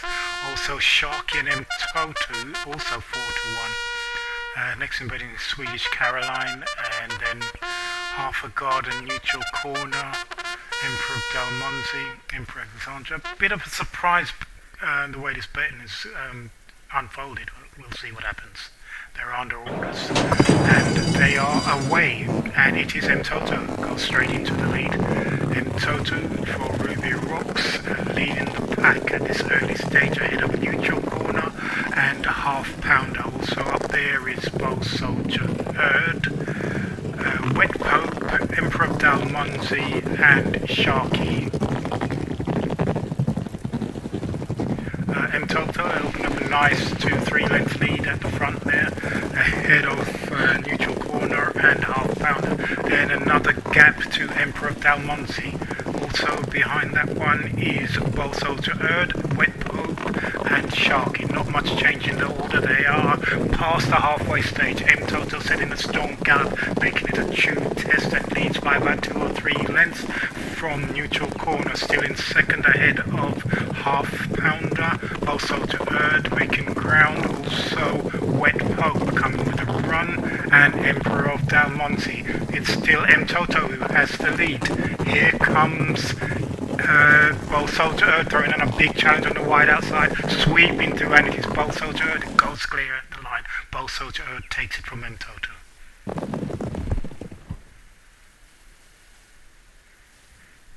great run from M Toto with a double penalty. Fantastic run.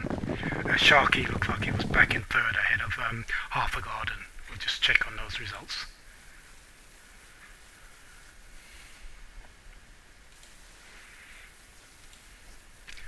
Both Soldier Erd won it. Not by a lot. I mean, tremendous run from M Toto. No doubt who comes out the better horse. At the weight, you just can't dispute it. M Toto really highly thought of and justified that high opinion. Nearly almost made all the running with £4 extra. Terrific performance. But take nothing away from the winner.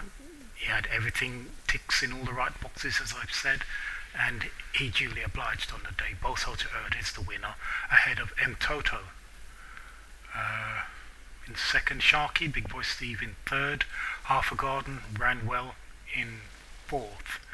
Wet Pope won, ran better than I certainly expected to finish fifth. He was one of the joint second favourites, I think.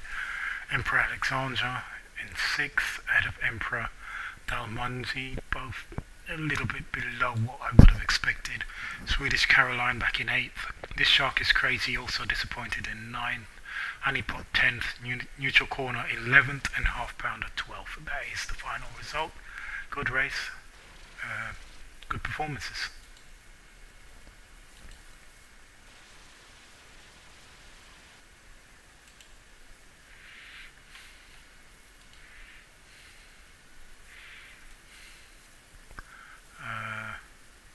Right, so Colin is going with Oh My God and Bo Vincent Lou for the next two. So I'm ahead now, 2-1, so I need to put something up against him. Let's have a look at the next race.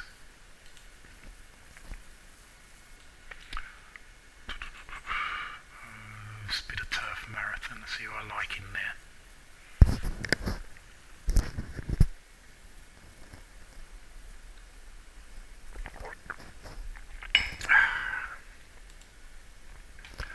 Well, oh yeah, Penny Lane was my selection. Not sure if I'm going to stick with that though. I have to have a closer look. Well, I won't be back in post button.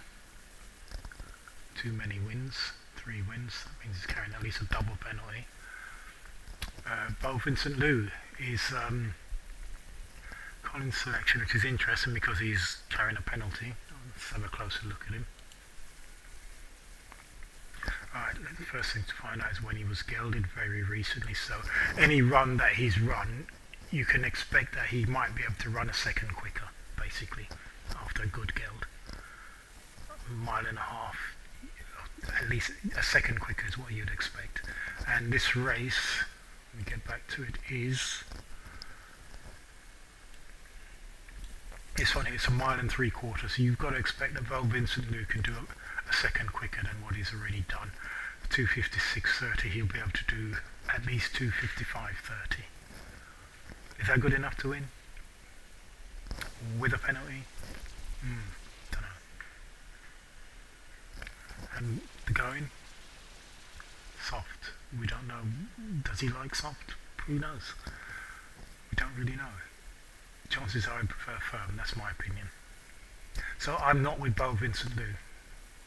It's not my selection for that race. Like I say, it's a recent geld. That'll offset the penalty. He's a winner and a runner without a penalty because he's of that geld. That'll improve him at least a second.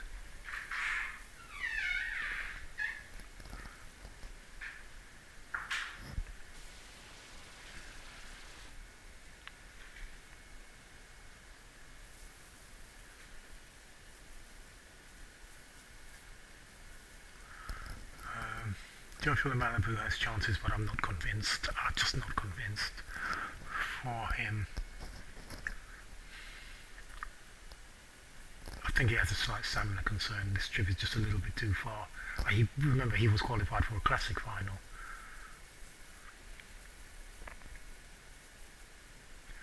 Now, Bo Gok Hall, that's an interesting contender. For me, that's even more interesting than Bo Vincent Lou, for me, for my money. I think he'll have no problems with the trip. I think he'll have no problems with the going. And I think you'll find he's just recently been gelded. So, to me, he probably even has a better chance than Bo Vincent Liu. That's my opinion. I would go for him rather than Bo Vincent Liu, to be honest. But that's not my selection. My selection was Penny Lane. Am I still going to stick with it? Not sure. Not sure. The thing that interests me with Penny Lane is the sire, Pylon. Pylon won a final exactly under these conditions, 1 3/4 mile soft. He could follow in his father's footsteps very easily. Very easily. 1 3/4, I don't know how well he gets it. Let's have a little look. Well, if it's 1 at 2 mile, then 1 3/4 shouldn't be a problem, should it really?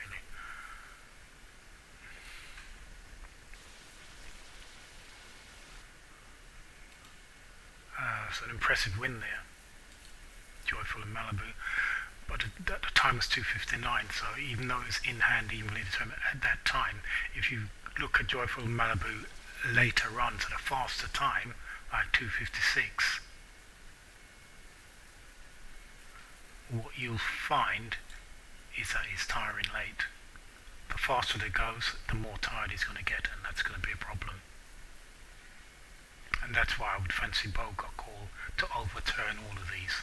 Tired late and Bo Vincent Liu all out. The stamina is the key. This is a stayers race. That's my view anyway. So, as I was saying, Penny Lane. No doubt he'll have the stamina. He's one that made in over 2 miles, so there's no doubt he'll have the stamina. Does he like soft? Hard to tell. 3 runs have been on firm. I don't know. He ran okay on soft, give him the benefit of the doubt. Now what else did I like in this race?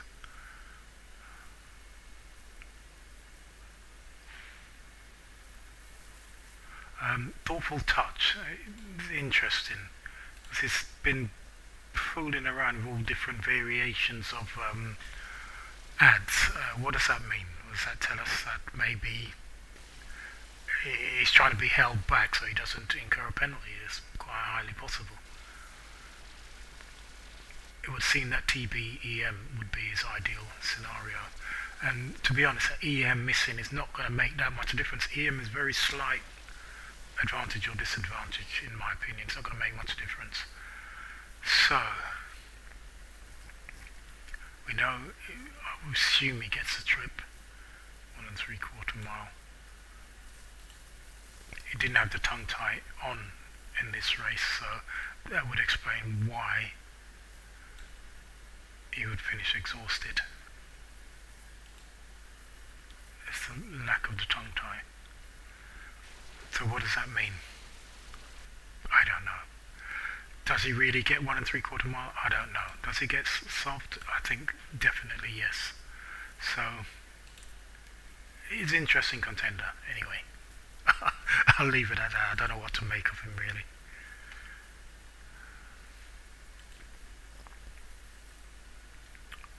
Right. Deal me in. Can't fancy that at all. Yeah, gotta watch out for Nemesis Stud in these stayers. He used to revel in these stayers, to farm them. He and Black Cat Racing used to be the kings of the stayers. Old Country Song, Evans Dragons, had a winner already today. 4th to Lucius Chant, but does look better suited to the 2 miles. I think this is a real lively outsider. Bo got call, I really do. Real lively outsider.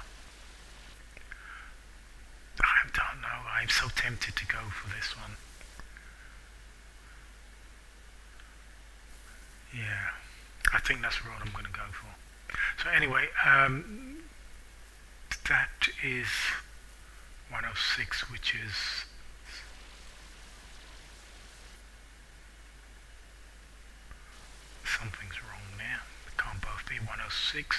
That must be a 12:15, so that's messed up. It's impossible for that to be 106.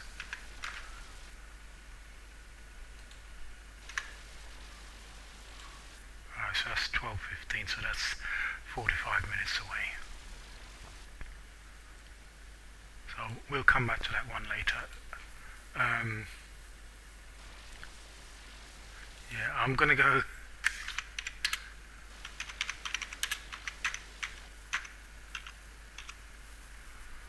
Bow.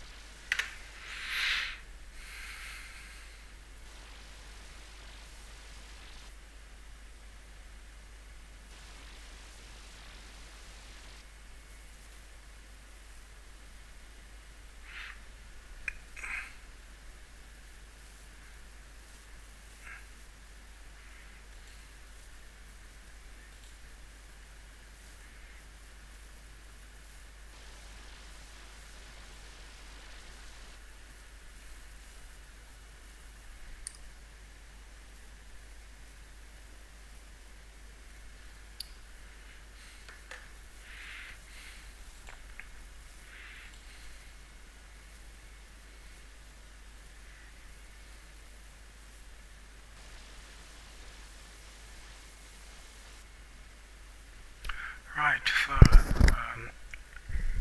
take a little break and come back in time for the next race.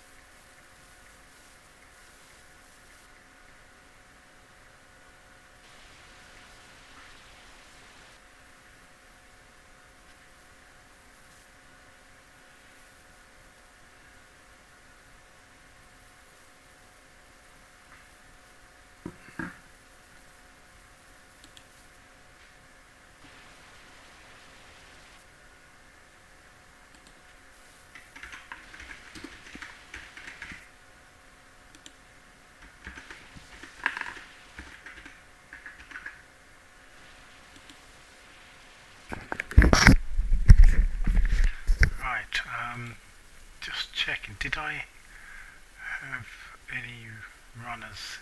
No. 5 o'clock is my next runners. Yeah, so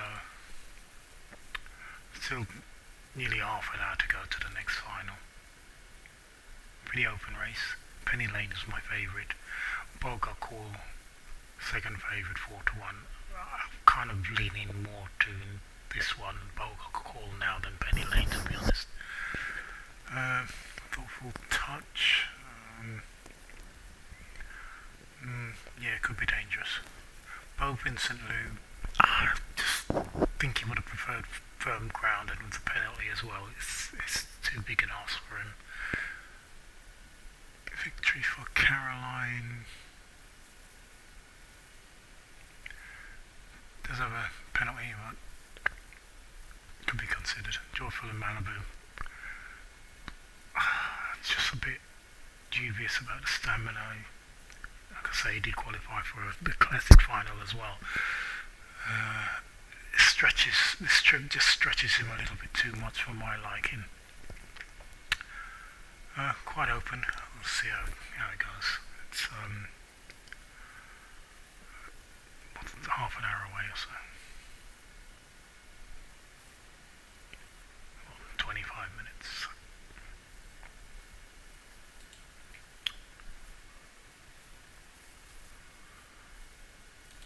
So, our head-to-head, Collins on Bob Vincent Lou, and I've decided to weigh in with Bo Gok Hall.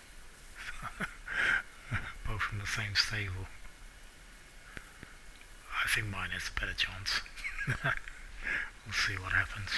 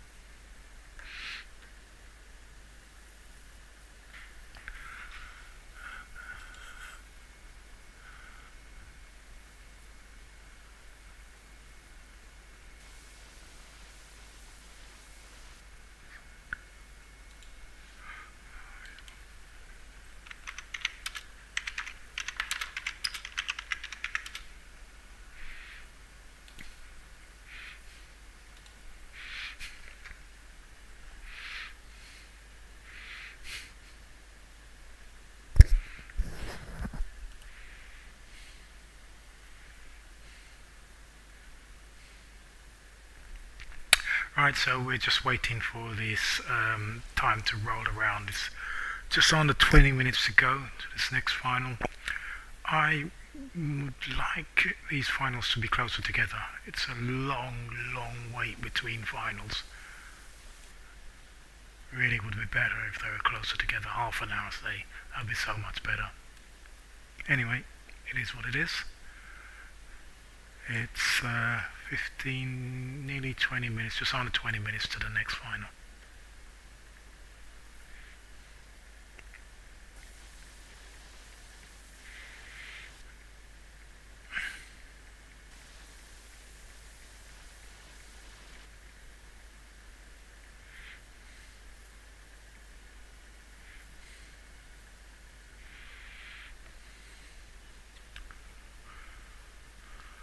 So, favourite is Penny Lane, 7-2. Next is Bogok Hall, 4-1.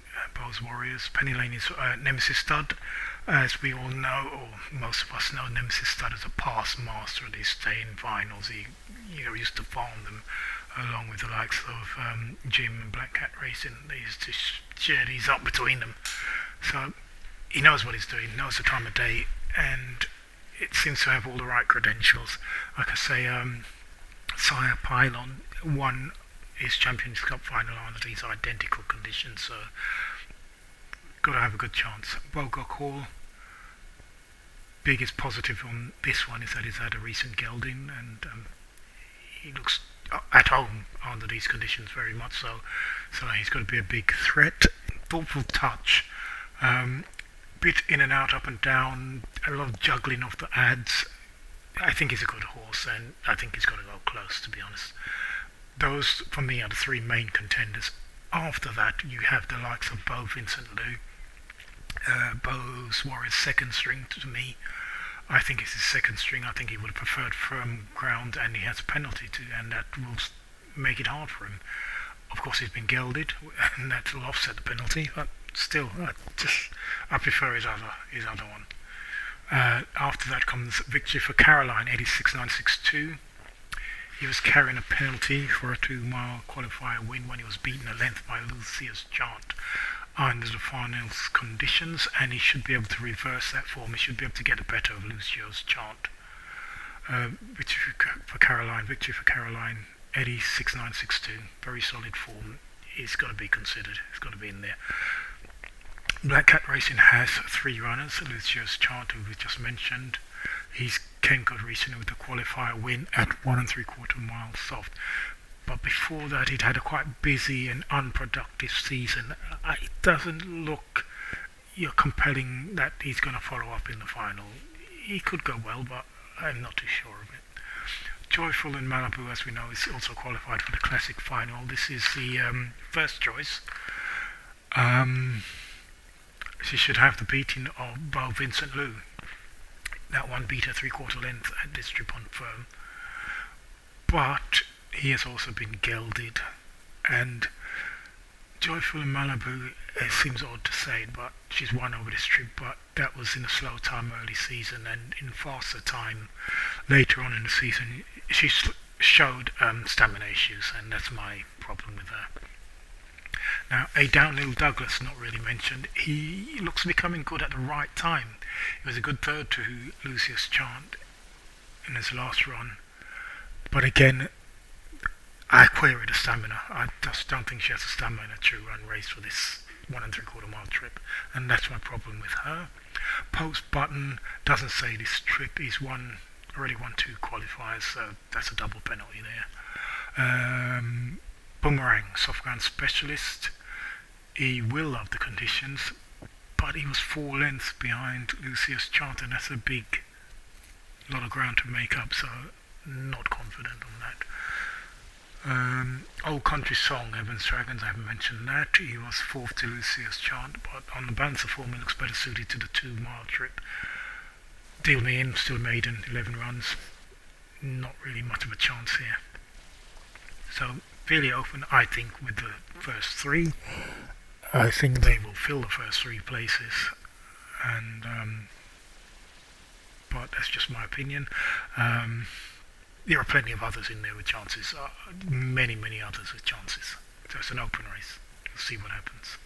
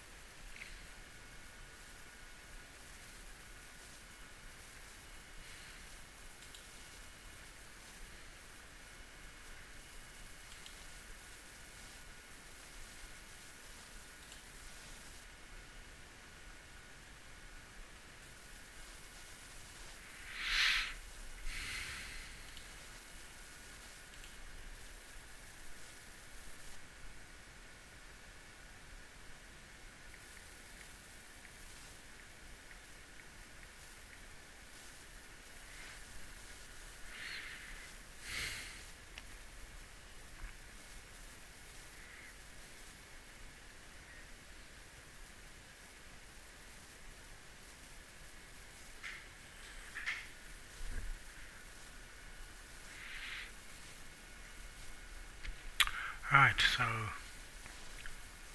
a little while to go still, just over 10 minutes.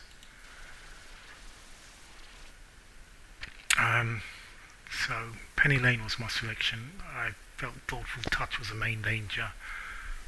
Time to Reflect. I think I'm going to go Bogok Hall. That's going to be my selection and the main danger. Thoughtful Touch, I don't know what to make of it really. It's got to have a chance. It's been messing about with ads all over the place, so don't really know what to make of it. But I think the trainer likes it. He's put it in the tips the competition. He must. I mean, it won under these conditions. A maiden, first time up. Very smart performance at 3 lengths. No real doubt that he's going to love these conditions. Even though he's not had them since, I don't doubt that that'll be fine. That'll really suit it. I think it will run well. I think it really will run well. I'm not disputing that. Hold on a second. 18th of September. I didn't even notice that. I don't think I even noticed that in my thing that it's been recently gelded.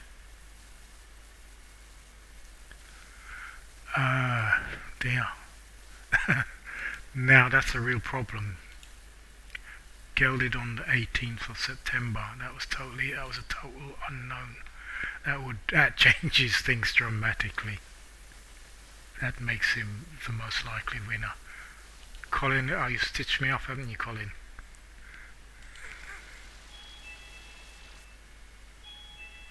Oh no, you're on Vincent Liu. Leicester Shuffle. Sam is on Thoughtful Touch.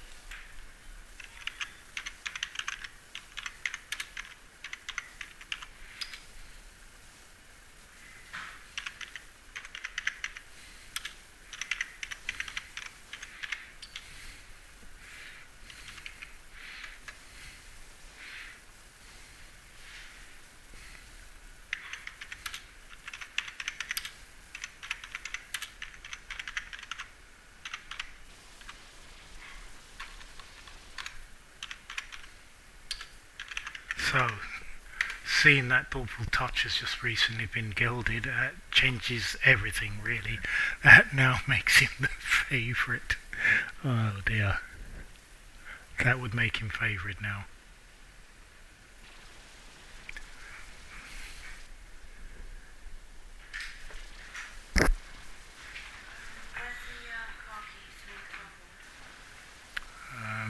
you seen my jacket anywhere?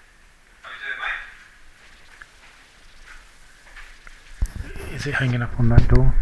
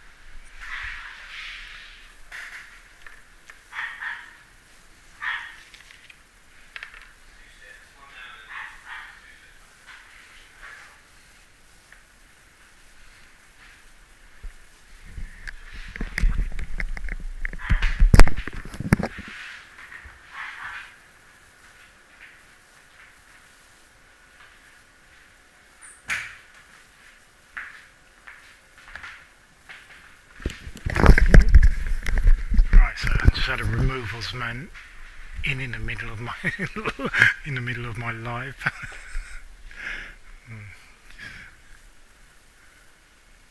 So anyway, as I was saying, not too long now to wait for this race.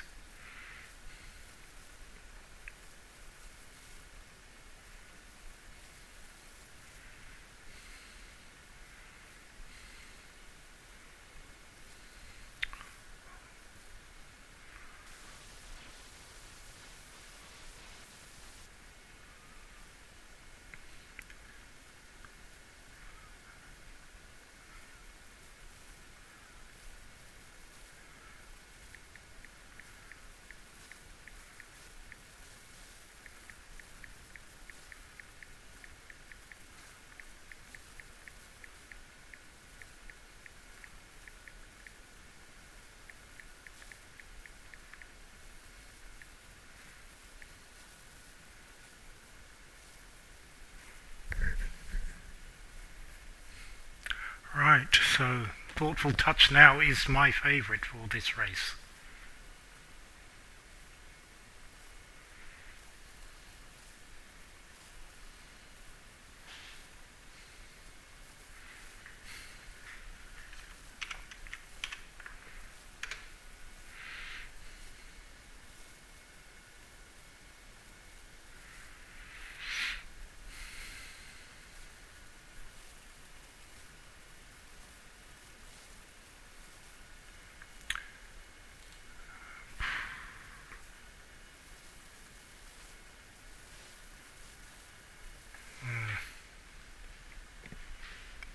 Yeah, I reckon Penny Lane's going to have his work cut out, to be honest.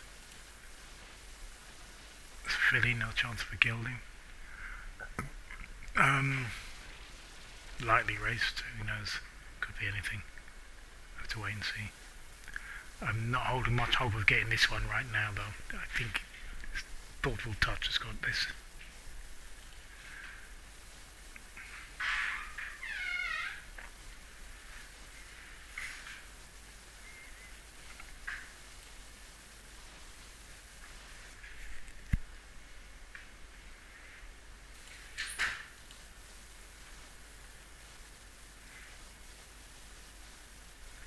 At least I did put it up as a main danger. This is the annoying thing as well, is the gelding that happens after the season's over, and you know you can't incorporate that into your previews or your betting because you don't know for sure someone's going to be gelded. You don't know whether the gelding's actually going to be effective or not. So it does leave things open, but oh well, it is what it is.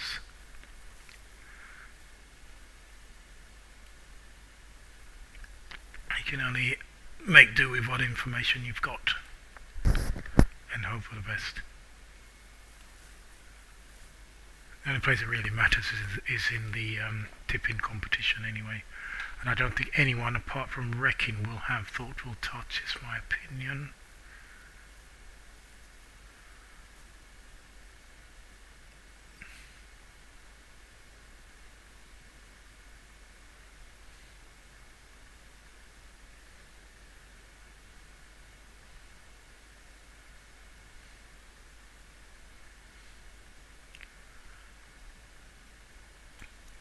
Let's face it, we did have Cosmic Witch in the Classic, which didn't actually do anything, so who knows?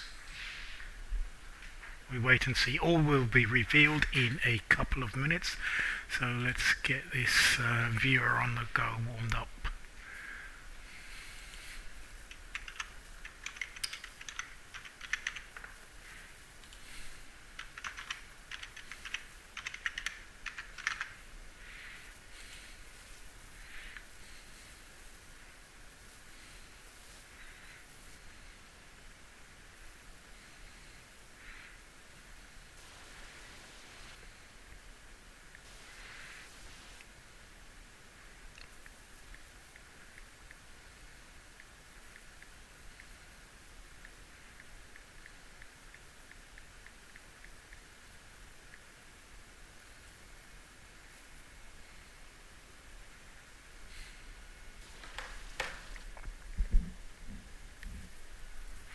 Just a couple of minutes to go. Waiting for the marathon, the turf marathon, over 1 3/4 miles soft. I'm coming down. I've changed my mind again. I'm coming down on the side of Thoughtful Touch now. I see that he's been gelded. It should have been actually added to the market moves and had his price slashed, but too late now. Missed out on that. And that is the problem with the gelding. Was so many times it happens really at the end of the season, after the races have all been run and just before the finals, and you can't really incorporate the gelding really fully into the previews or your expectations of what's going to happen. It makes it a bit tricky, particularly for the tipping competition, but hey ho. So just a minute to go now.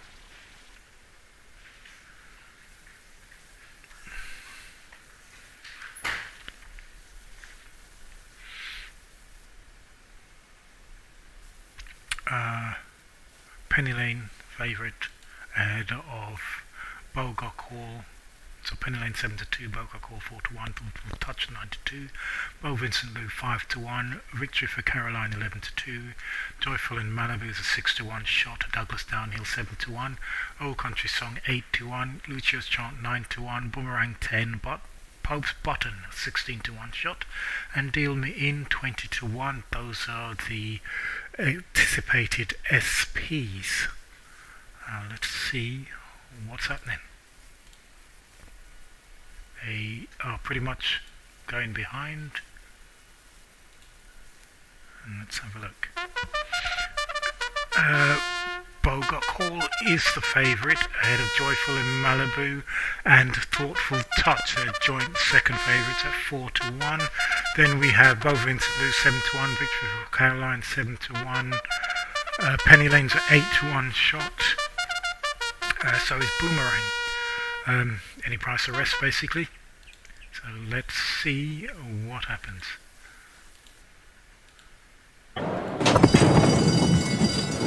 Pretty level break, they all out the stalls very smartly, and it is Lucio's Chant from Black Cat Racing who heads them up, ahead of Deal Me In, Bogok Hall, Joyful in Malibu, followed by Thoughtful Touch, Bo Vincent Lou, and Post Button, all very closely grouped up.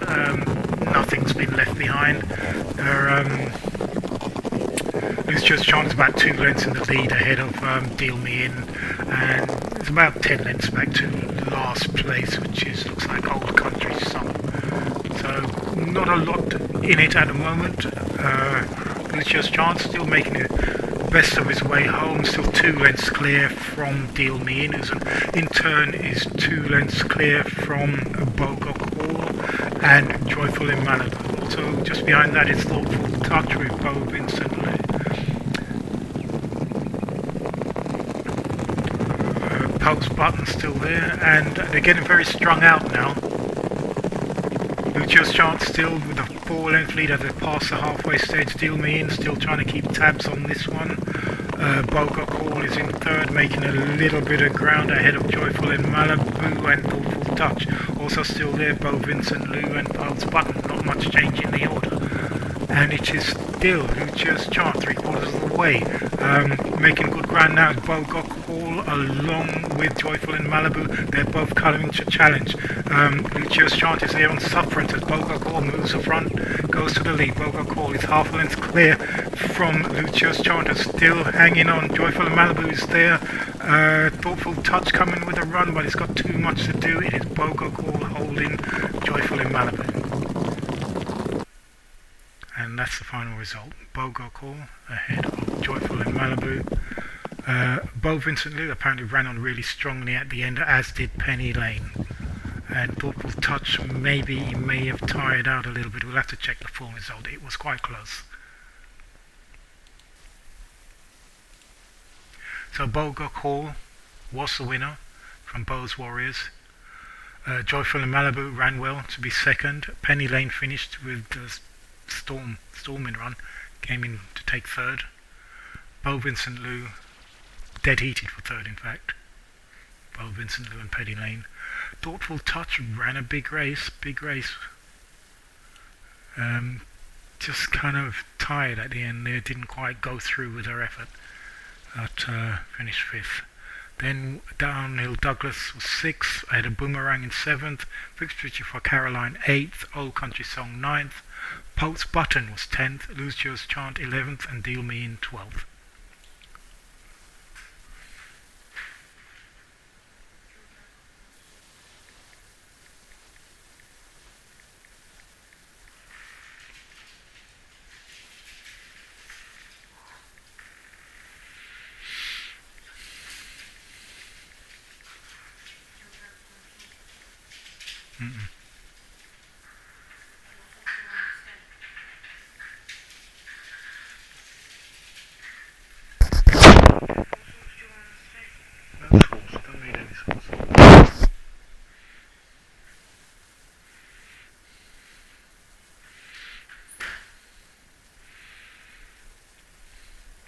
So I put one over on Colin again. His selection, Bo Vincent Lou, finished 4th. My selection for the tipster finished 3rd, so I beat him that way anyway. And my selection for this race was Boga Call anyway, so I think I'm leading you 3-1 now, Colin.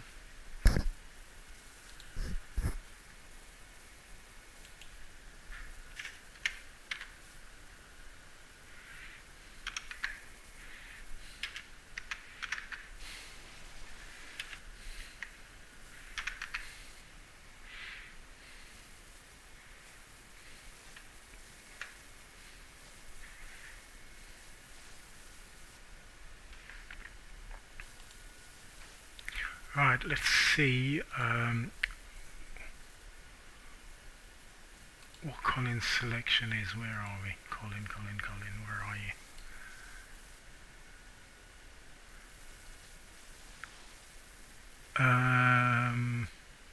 Oh my God. Colin, you've chosen Oh My God. Right.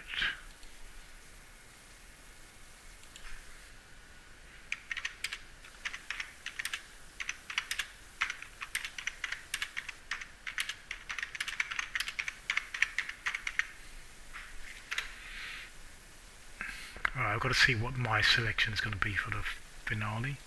Colin's chosen Oh My God.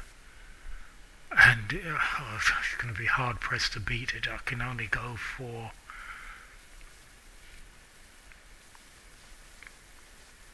I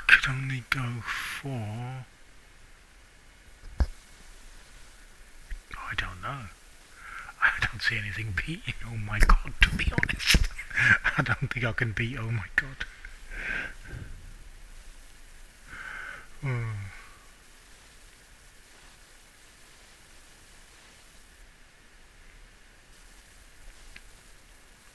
Let's have a look at Bow Western Sangria. I wonder if he's had a snip or what yet.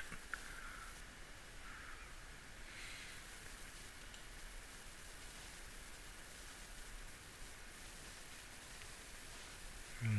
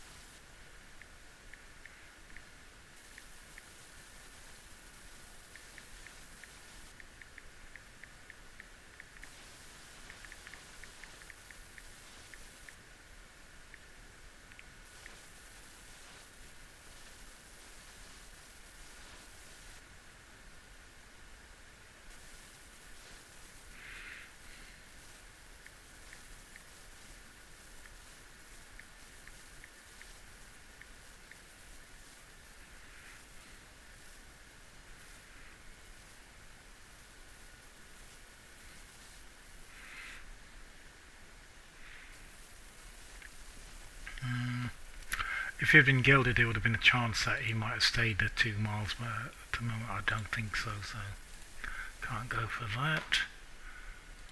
Oh, Denim Cyclone. Now he's on a qualifier 2 mile fast, but he's not demonstrated that he's equally good on good, and he's got a penalty, so that's a problem.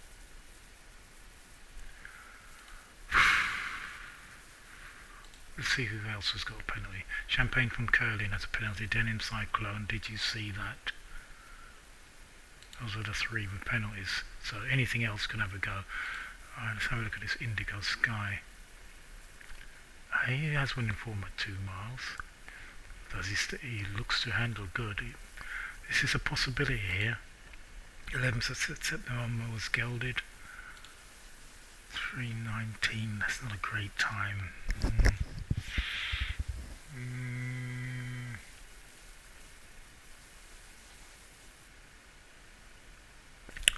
I don't know, he's got a squeak, Indigo Sky. Maybe I'll go with that.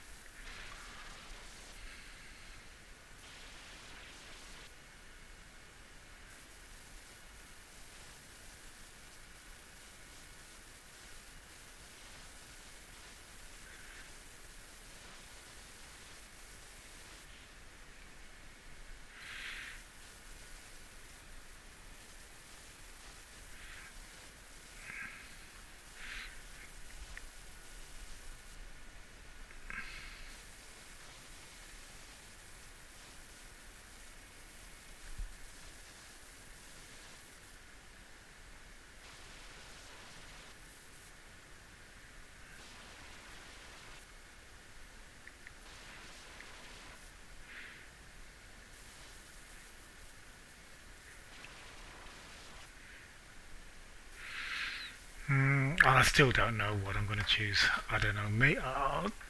Indigo Sky maybe. I don't know.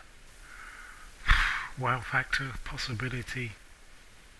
You 6th winner, 2 mile good. I mean that's got to be worth something, isn't it? First time out, 6th winner of a 2 mile good. But it's not shown anything seriously good since then. I don't know. Just don't know. Colin, I think you've got me here.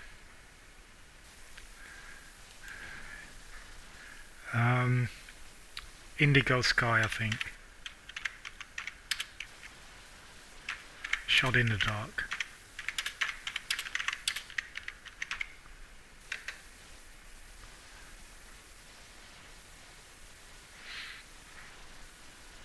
Yeah, I'll go with Indigo Sky.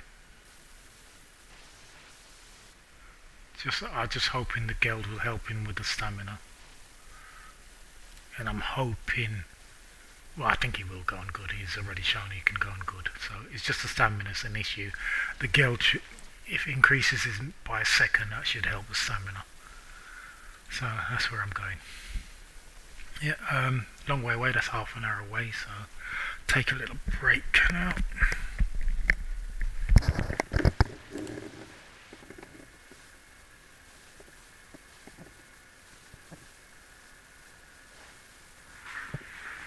I think, oh my god, we'll win.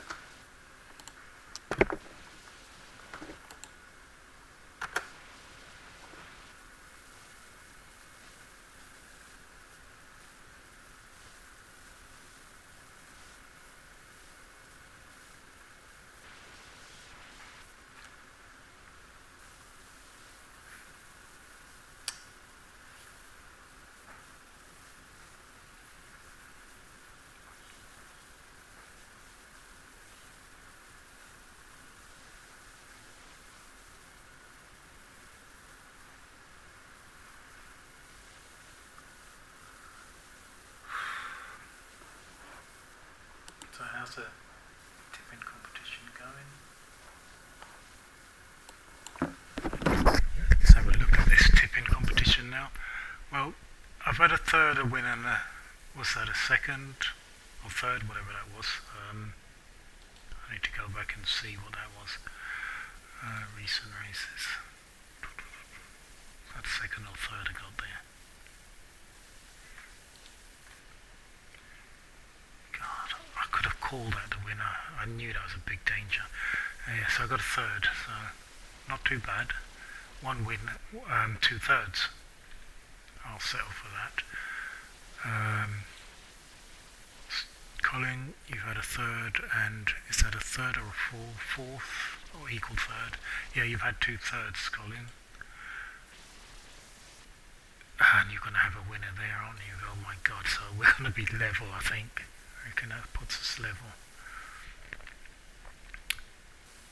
Well, Sam's going to be in the lead if oh my god wins, isn't it?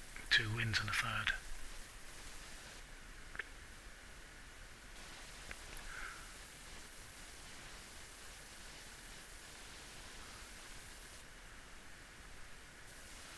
Ooh, Bowles Warriors, he's got Joyful in Malibu was second, so he's got a win and a second. If oh my god wins, that'll put him in the lead. 2 wins and a second.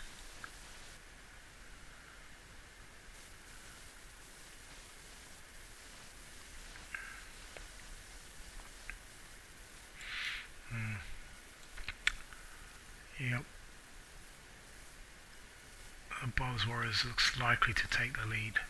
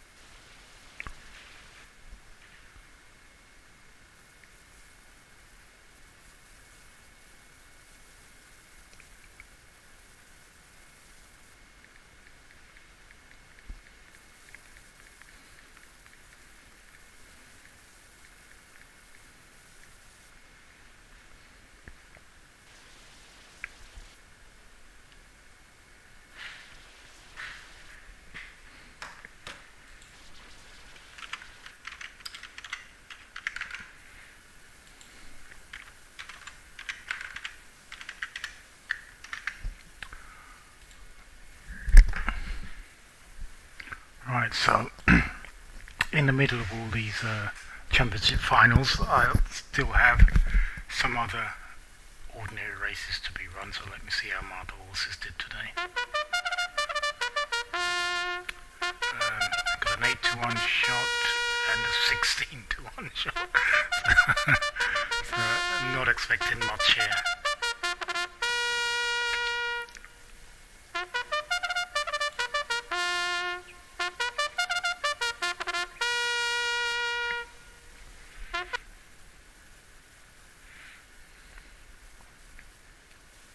And no, I won't be deprived of any commentary.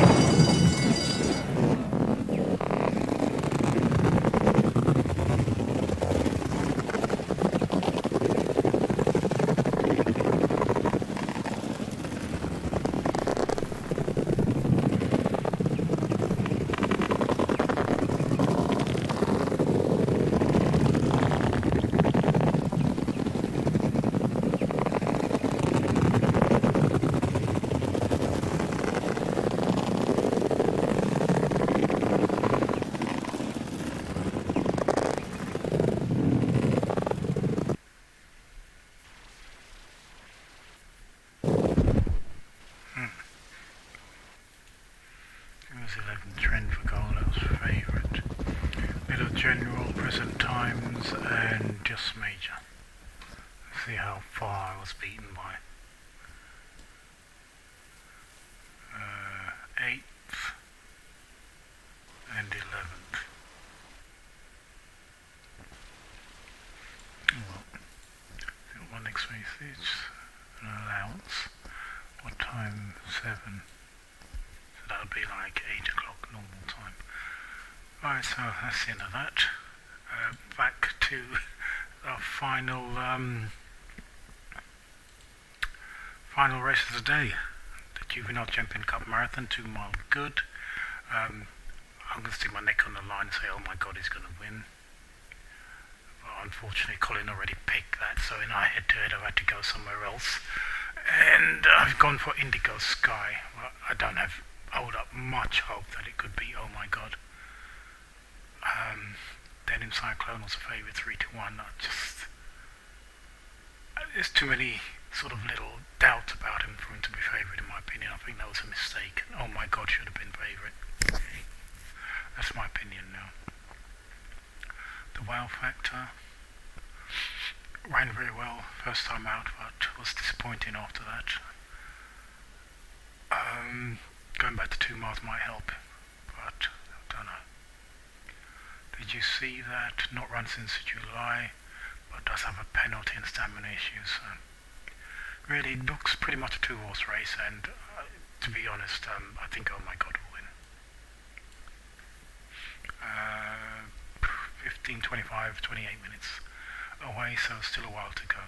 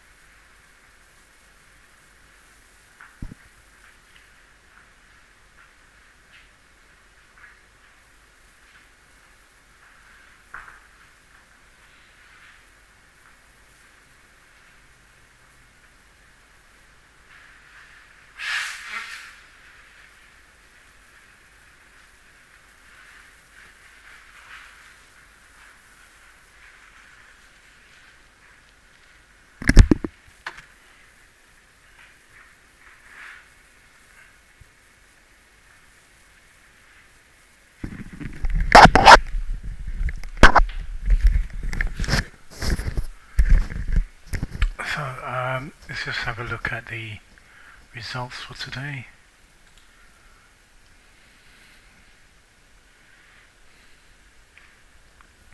We just want to have a look at the championship finals.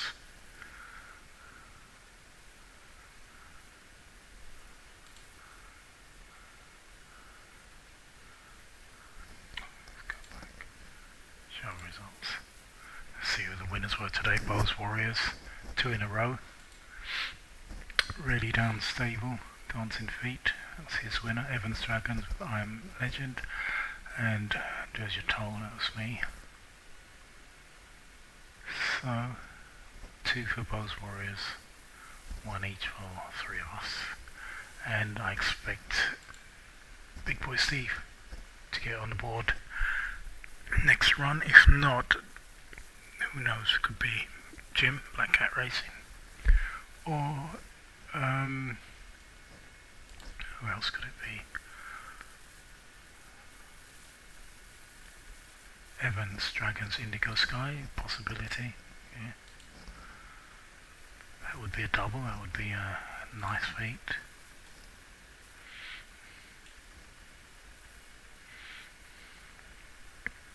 Let's have a closer look at these races.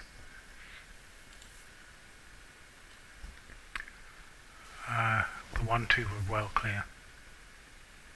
3/4 lengths between them and 4 lengths back to Penny Lane in third.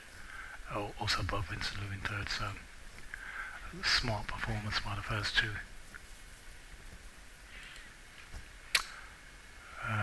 This one, the classic.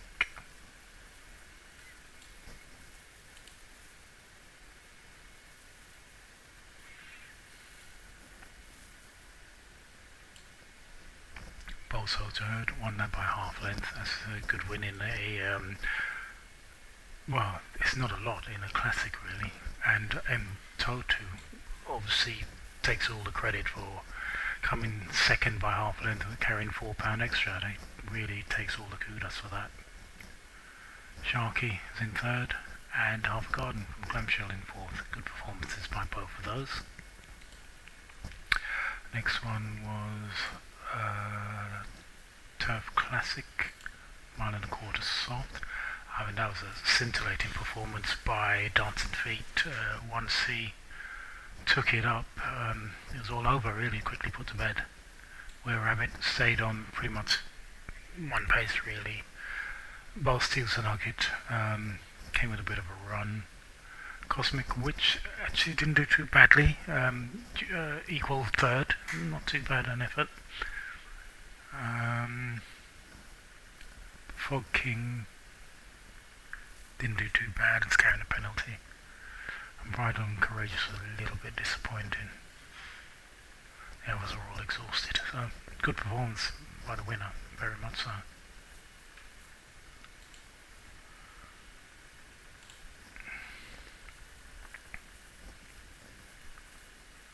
Now this was a bit of a turn up, in that most people's money were on Ashton Braxton, and he could only finish third.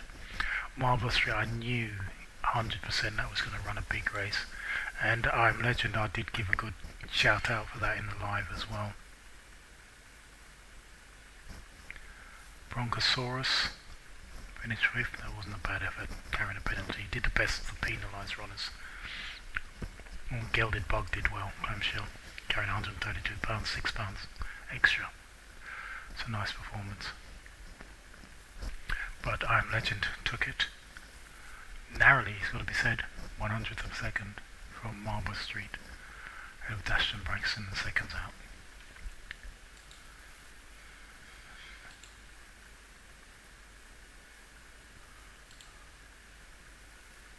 And first race of the day, wow, that was tight as well. Judging on that, you couldn't call the winner looking on that picture. It's like a dead heat. But I just got the verdict just about from Dan's runner, Talented Gambler, did really well. Showed a lot of talent to come there with a penalty. 14-1, finished second. That's a nice performance. Oxford Street, good performance there in third. And Short Stay with a penalty as well. All these second, third and fourth are all carrying a penalty. So that pretty much tells you with a penalty I would have been beaten. Sometimes it's really worthwhile avoiding a penalty if you can. And that was it. We have just one race to go, which is due off in about 10 minutes time.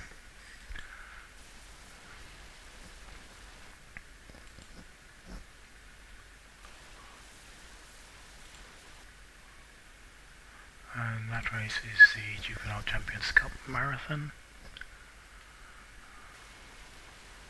I did go for Denim Cyclone in my preview, but I've changed my mind. I think I should have gone for Oh My God, I think that will win it.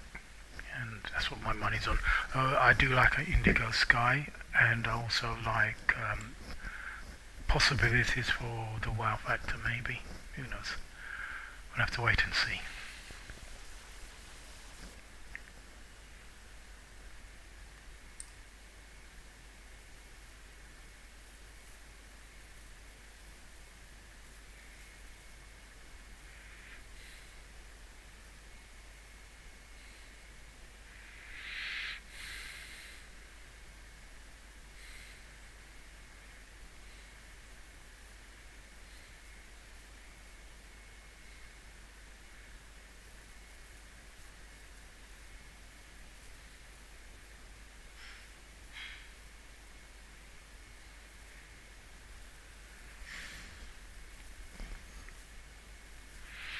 Alright, when are my next races?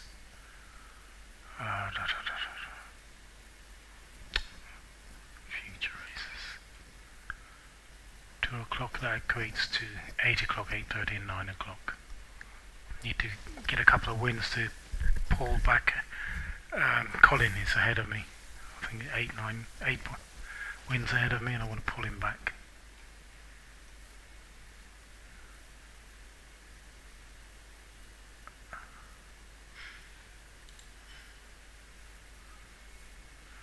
Colin is on 64. I'm trying to catch him 55. Not sure I'm gonna. I don't think I'm gonna make it. A couple of wins today would be helpful though. Is that 9 points? What is that? 9 points. Yeah.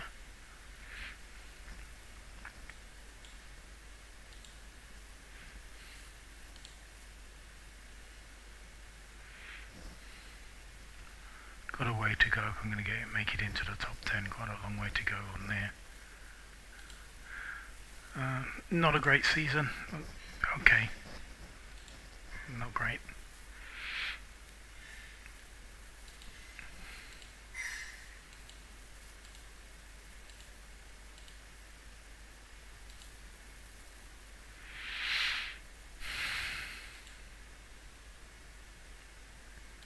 We're just waiting on this race.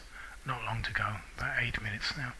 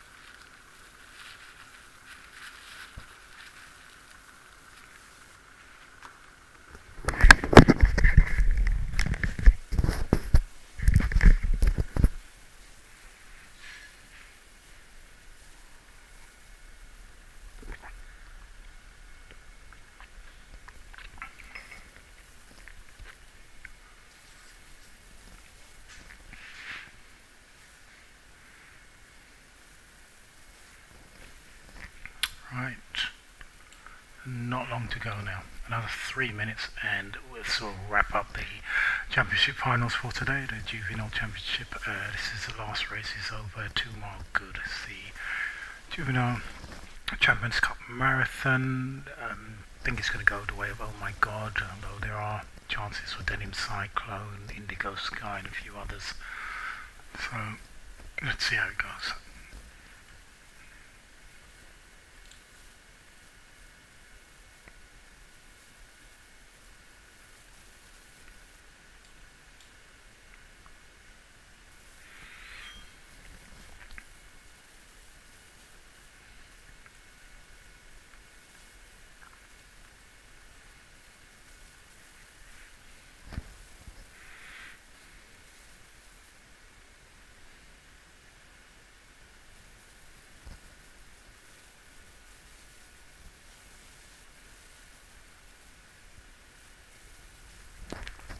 Right, time to power up the viewer, such as it is. Let's see where we're at.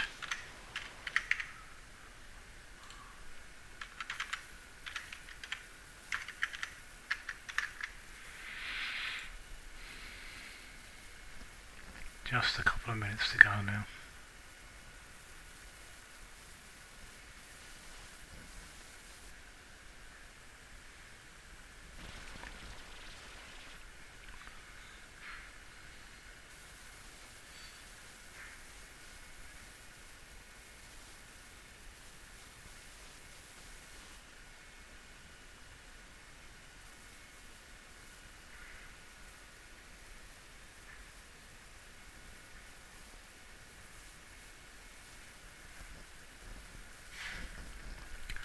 Right, they're pretty much going behind. A minute to go to the off.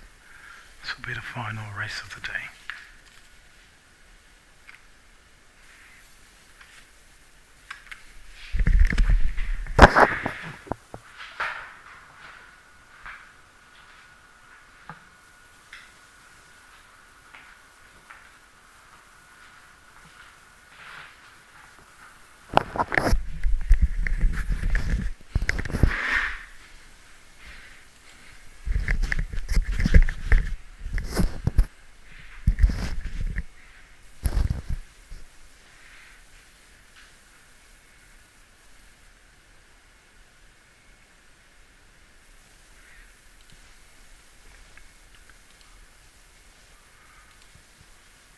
Right, we're at post time. Should be under orders very shortly.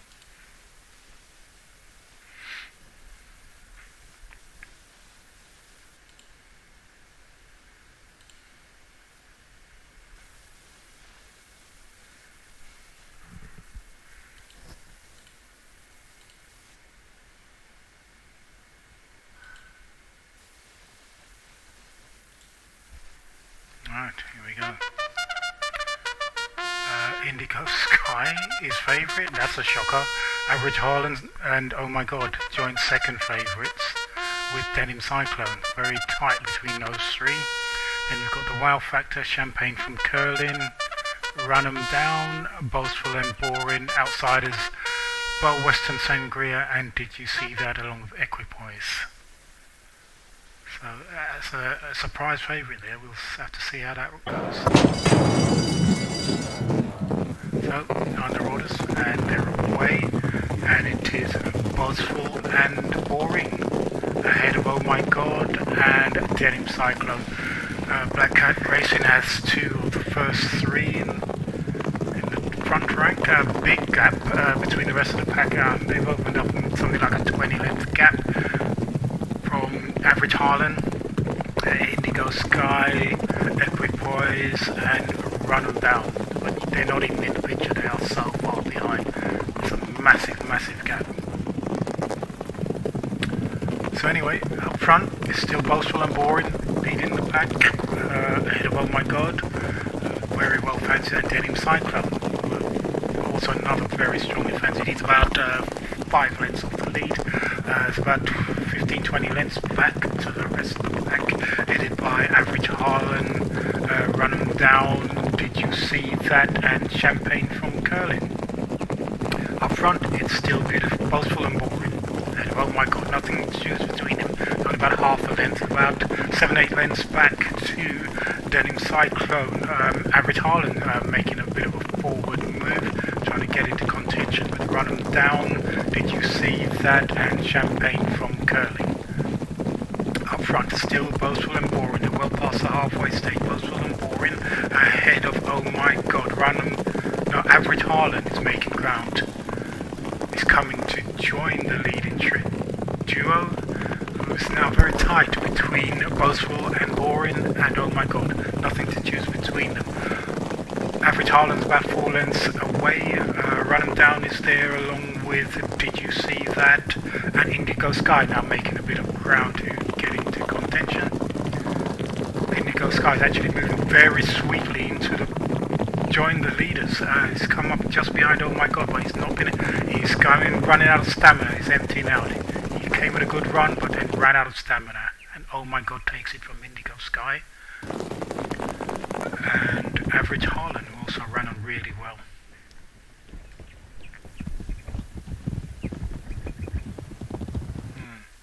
Interesting. Very interesting.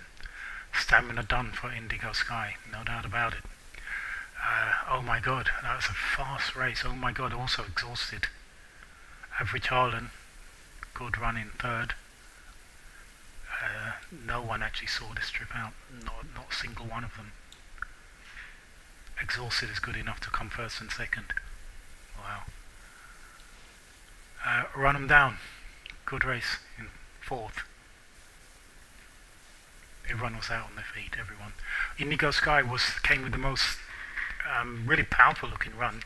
Looked like he was going to ease through, but bottomed out, ran out of stamina. Oh my god, stayed on well. Even though he was exhausted, he stayed on well enough to win it. So, full result. First number 7, oh my god, Big Boy Steve. Second number 9, Indigo Sky, Evans Dragons. Had a good day, Evans Dragons. Third, Germania Racing, which is Rene.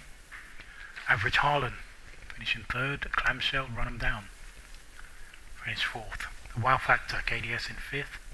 Denim Cyclone, a little bit disappointing, in sixth. Champagne from Curling, seventh. Other Black Cat Racing. Bow Western Sangria, 8th. Equipoise, 9th. Did You See That, 10th. And Boastful and Boring, 11th. And that is good night from me, and it's good night from him.